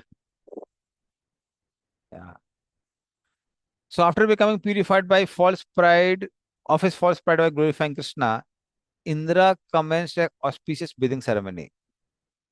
So Brahma, Chatuskumaras, Uma, Mahadev, Tamburu, Kartikeya, Narada, Savita, they all attended Krishna's Abhishek. Exalted rishis and sages, beautified the assembly. The effulgent wives of demigods such as Arundhati also visited there. Uh, yes, like we had got Arti. Yes. Many rishis and sages beautified the assembly. Yes. Apsaras like Urvasi was from the sky, and they enhanced the festival with their splendid forms and qualities. Govardhan, with the limbs of his own body, he made an elegant throne made of smooth stones and jewels. You can see here. This throne made of stones and jewels. Yeah. Demigod Varuna personally held a fine white umbrella over Krishna's head, which had a fringe of hanging pearls, which appeared like falling raindrops. So it's Varuna you can see here. Vayu, his arm trembling in ecstatic devotion, stood beside the Lord, fanning him with chamar. The full moon assumed the form of a mirror made of jewels. He also came as a mirror made of jewels. Panchajanya, Krishna's counsel, sanctified the atmosphere with loud sounds. Sudarshan expanded as many lamps in all the directions. The white lotus flower of Krishna expanded in the form of so many umbrellas to seal the Lord. Kaumadiki, so this was about Padma. Sank, Chakra and Padma is over. The Sank, Chakra, Padma, and Gada. So Kaumadiki, Gada of Krishna, which is honored for its strength, stood like a jeweled pillar for bathing ceremony. So Kaumadiki came in the form of a pillar, jeweled pillar. The personified forms of sacred oceans, rivers, ponds, lakes came in the pots of water to bathe Krishna.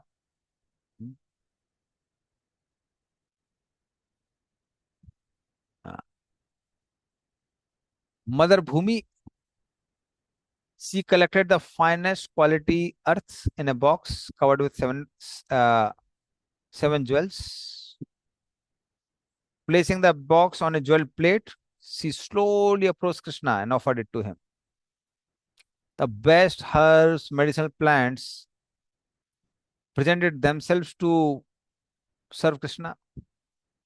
Great sacred trees such as banyan and peepal tree manifest in person to give Krishna the leaves containing five types of taste. These leaves have five types of taste. In golden pots studded with gems of lapis lazuli. Basically chintamani. The forest gods from 10 directions brought water pots covered with coconut and delicious fruits. The Lord of the Mountains brought exotic gems and jewels. Navratnas, Ashtasiddhis, the best jewels like Tintamani, Kamdhenu, desire trees, all assumed charming forms to worship Krishna. Standing at a distance, they faced Krishna with folded hands. Goddess of Mount Sumeru offered a golden cloths, and goddess of Himalayas presented splendid necklaces. Goddess of Gandhamadhan mountain brought golden lotuses from Mansarovar lake, made a garland, gave it to Krishna. Goddess of Malay mountain delivered best quality of sandalwood, grinded that sandalwood from a stone of Govardhan, made a smooth paste for Krishna. Parvati, even without taking permission from Shiva, handed a gorgeous jewel necklace to Krishna. She didn't took permission of her husband.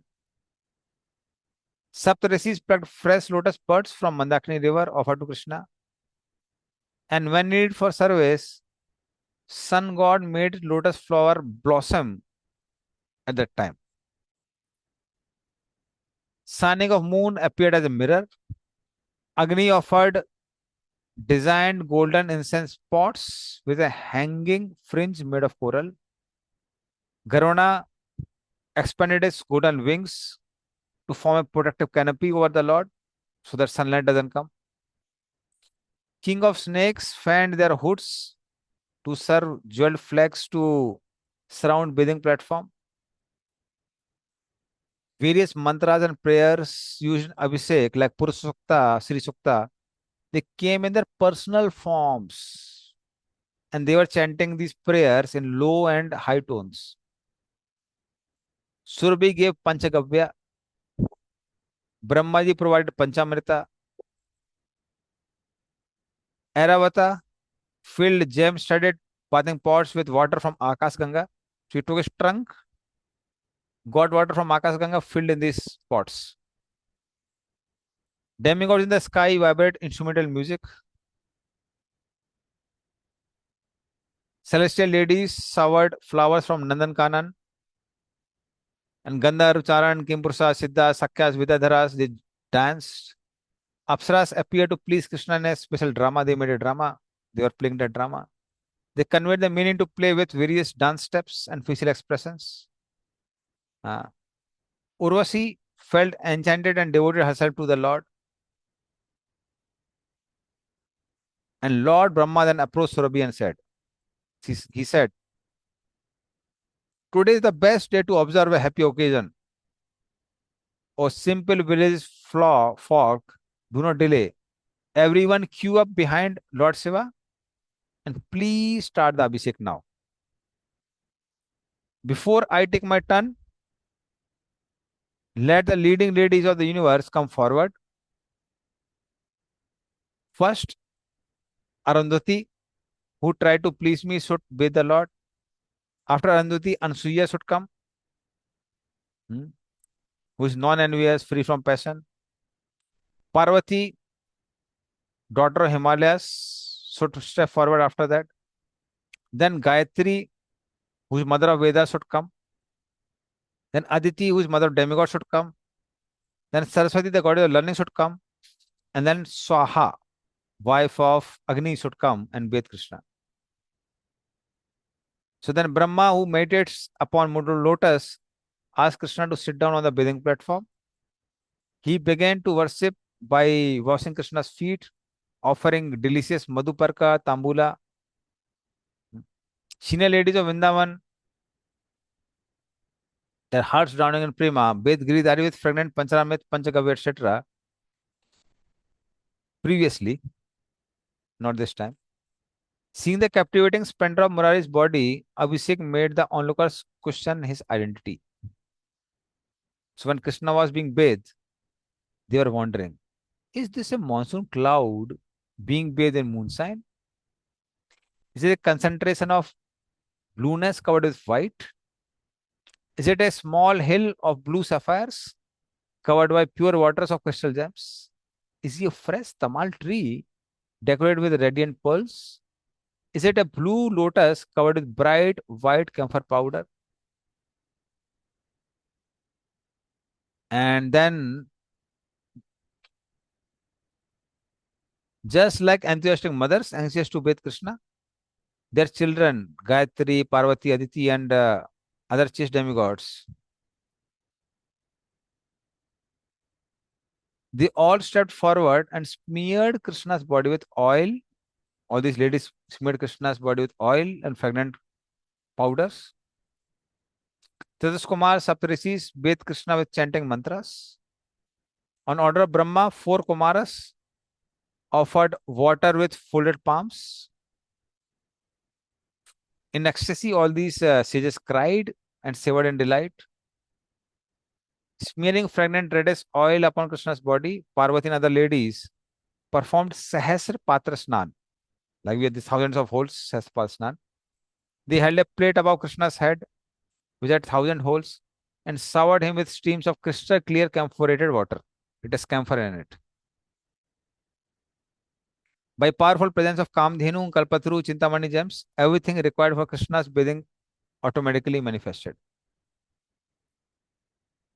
And after bathing ceremony was performed, you can see the next slide. Yes. Chaste girls dried his beautiful body with fine cloths. Different girls dried his hair, chest, hands, legs, feet. One young girl with a mood of intimate lover wrapped Krishna's body with fresh dry cloths. While removing the wet one, she removed the wet one, put a dry one.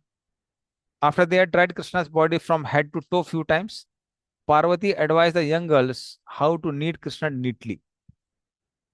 They offered Krishna the best quality garments, ornaments, unguents which they had collected.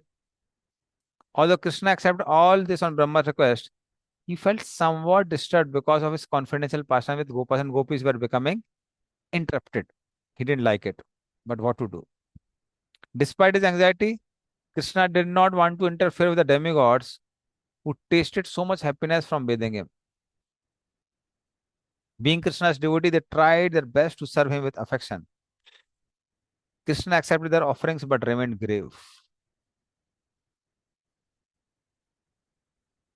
Now you can see in the next slide. Yes. So after Krishna's bathing and dressing, Brahma offered him an auspicious seat under a tree. Brahma wanted to give utmost pleasure to the Lord by worshipping him with with all opulence, along with offering standard 16 upcharas. Brahma also intended to chant some mantras, elaborate mantras. So while Brahmaji was making these arrangements, Shiva approached him. He said, "Oh Brahmaji, there's a well-known saying that an intelligent person does not worry. Uh, so don't worry, Krishna Puja will be done by this boy who is standing in front of us." And who was he? He was Gopal Mantra personified. So seeing this small boy, Brahmaji said, "O Gopal Mantra, of aesthetic mellows have come in person." Narad Muni gave this mantra, whose meter is Gayatri, to men and sages in order to remove the obstacles to bhakti from their hearts. Thus, I am being completely distinguished in two ways. I'll also chant this mantra, huh, and let Gopal Mantra also worship him. So, empowered by Gopal Mantra, Brahma worshipped Krishna. Many eminent devotees attended the puja, including Narada and rishis like Sanaka, who uproot all anti-devotional desires. Dhruv Maharaj, Prahlad Maharaj, Vasus, they all came forward, washed Krishna's lotus feet. Brahmaji also washed Krishna's lotus feet. He sat down in lotus posture and gazed at the Lord with his 8 eyes. So four heads have 8 eyes. Milk ocean personified brought valuable bathing pot for the Lord, along with many big, beautiful, pure white conch shells. Brahmaji was anxious because there were no stands to hold them. Suddenly, Meru Parvats appeared with golden three-legged stands, so that there is a stand now to properly hold those conch shells. Demigods and their wives worshipped Krishna with varieties of articles. Goddess of Kailash, Parvati, presented an auspicious quartz crystal lota that increased everyone's happiness. Splendid, beautiful goddess of Himalayas offered a fancy tray of wild flowers. Valdevi supplied flowers, forest flowers, sun-dried rice, barley, kusagra, sesame, mustard, black rice, durva grass, aparajit flowers, and other natural items to be mixed in the water for bathing Krishna. They all provided captivating aromatic nutmegs, cloves, spices for his mouth.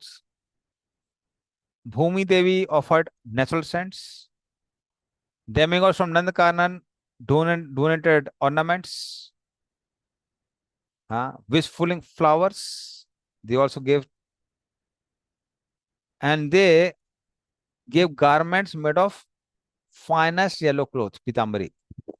Swaha, wife of Agni, she offered brilliant lamp containing ghee from Surabhi cow and natural camphor scent. Kamdhenus delivered heavenly milk products. Aditi gave fancy cakes and sweet pies. Sachi Devi supplied pan, tambula, with golden pan leaves.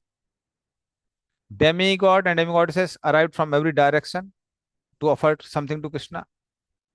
Brahmaji chanted Mool mantras to initiate bathing ceremony. The demigods played the appropriate melodies in the kettle drums. Apsaras danced. Gandharvas and Charanas filled everyone's heart with bliss. Kartikeya held an umbrella over Krishna's head. Rishis recited purifying hymns. And Brahma adorned Krishna's forehead with pleasing tilak.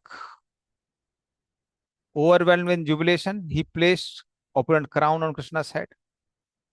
Potent jewels on that crown flashed in all directions. And while setting the crown, Brahmaji said, "O Krishna, you are supreme king among all the kings of the universe."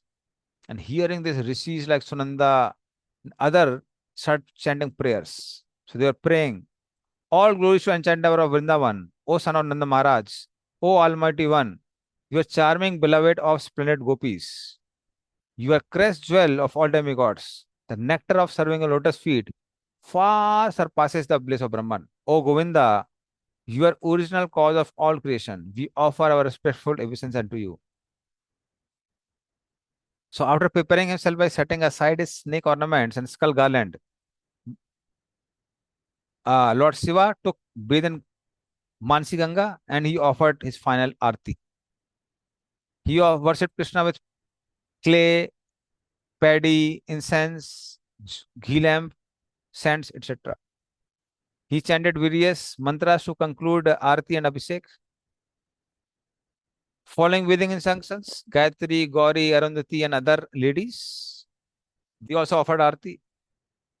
Narad Muni was in ecstasy. He sang about Krishna's pastime of lifting Govardhan hill. Tamburuji, king of Gandharvas, sang with Narad Muni. Brahmaji distributed Mahaprasad to all the devotees.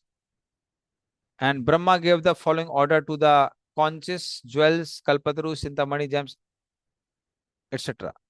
So his instruction was, please decorate and ornament the sages, the demigods and their wives, the lord of the snakes and all other guests. Serve all of them. Everyone attending Krishna's glorious Abhishek received priceless gifts in charity. And in this way, this Abhishek was conducted. Brahmaji looked as brilliant as the sun. And before returning to their homes, all demigods circumambulated Govinda, Krishna. But Indra and Surabhi remained behind for a moment. So after Brahmaji and all demigods departed, Krishna addressed Indra. So in a humorous mood, you can see in the next slide. Yeah. Here you can see thousands of eyes.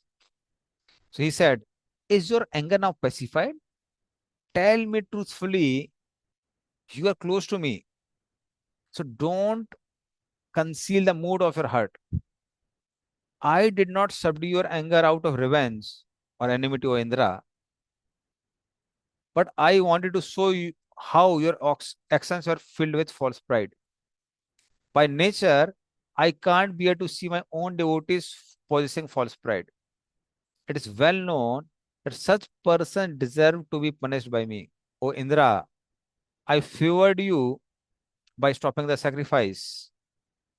O subduer of your enemies, it doesn't suit you to maintain envy towards me. So now return to Sargloka and enjoy your position.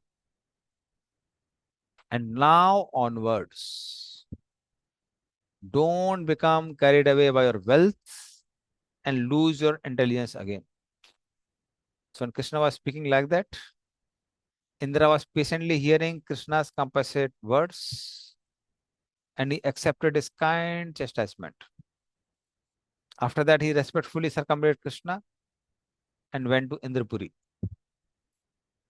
And then Krishna anointed Surabhi with fragrance of his pure affection and bid farewell to Surabhi also. Now, dressing in a glimmering new golden outfit, Krishna was looking very beautiful and he returned to Vrindavan.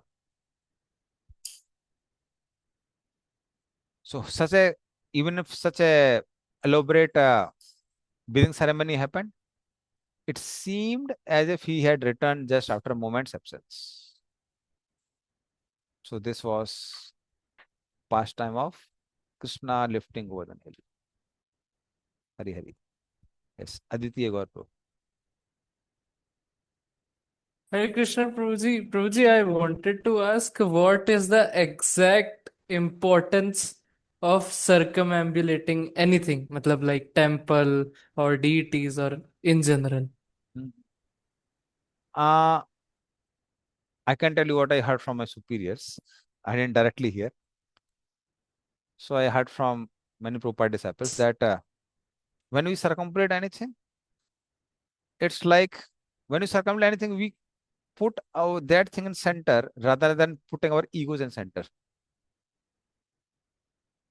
So it's like, see, if we circumambulate anything, we are paying our complete attention to that particular thing.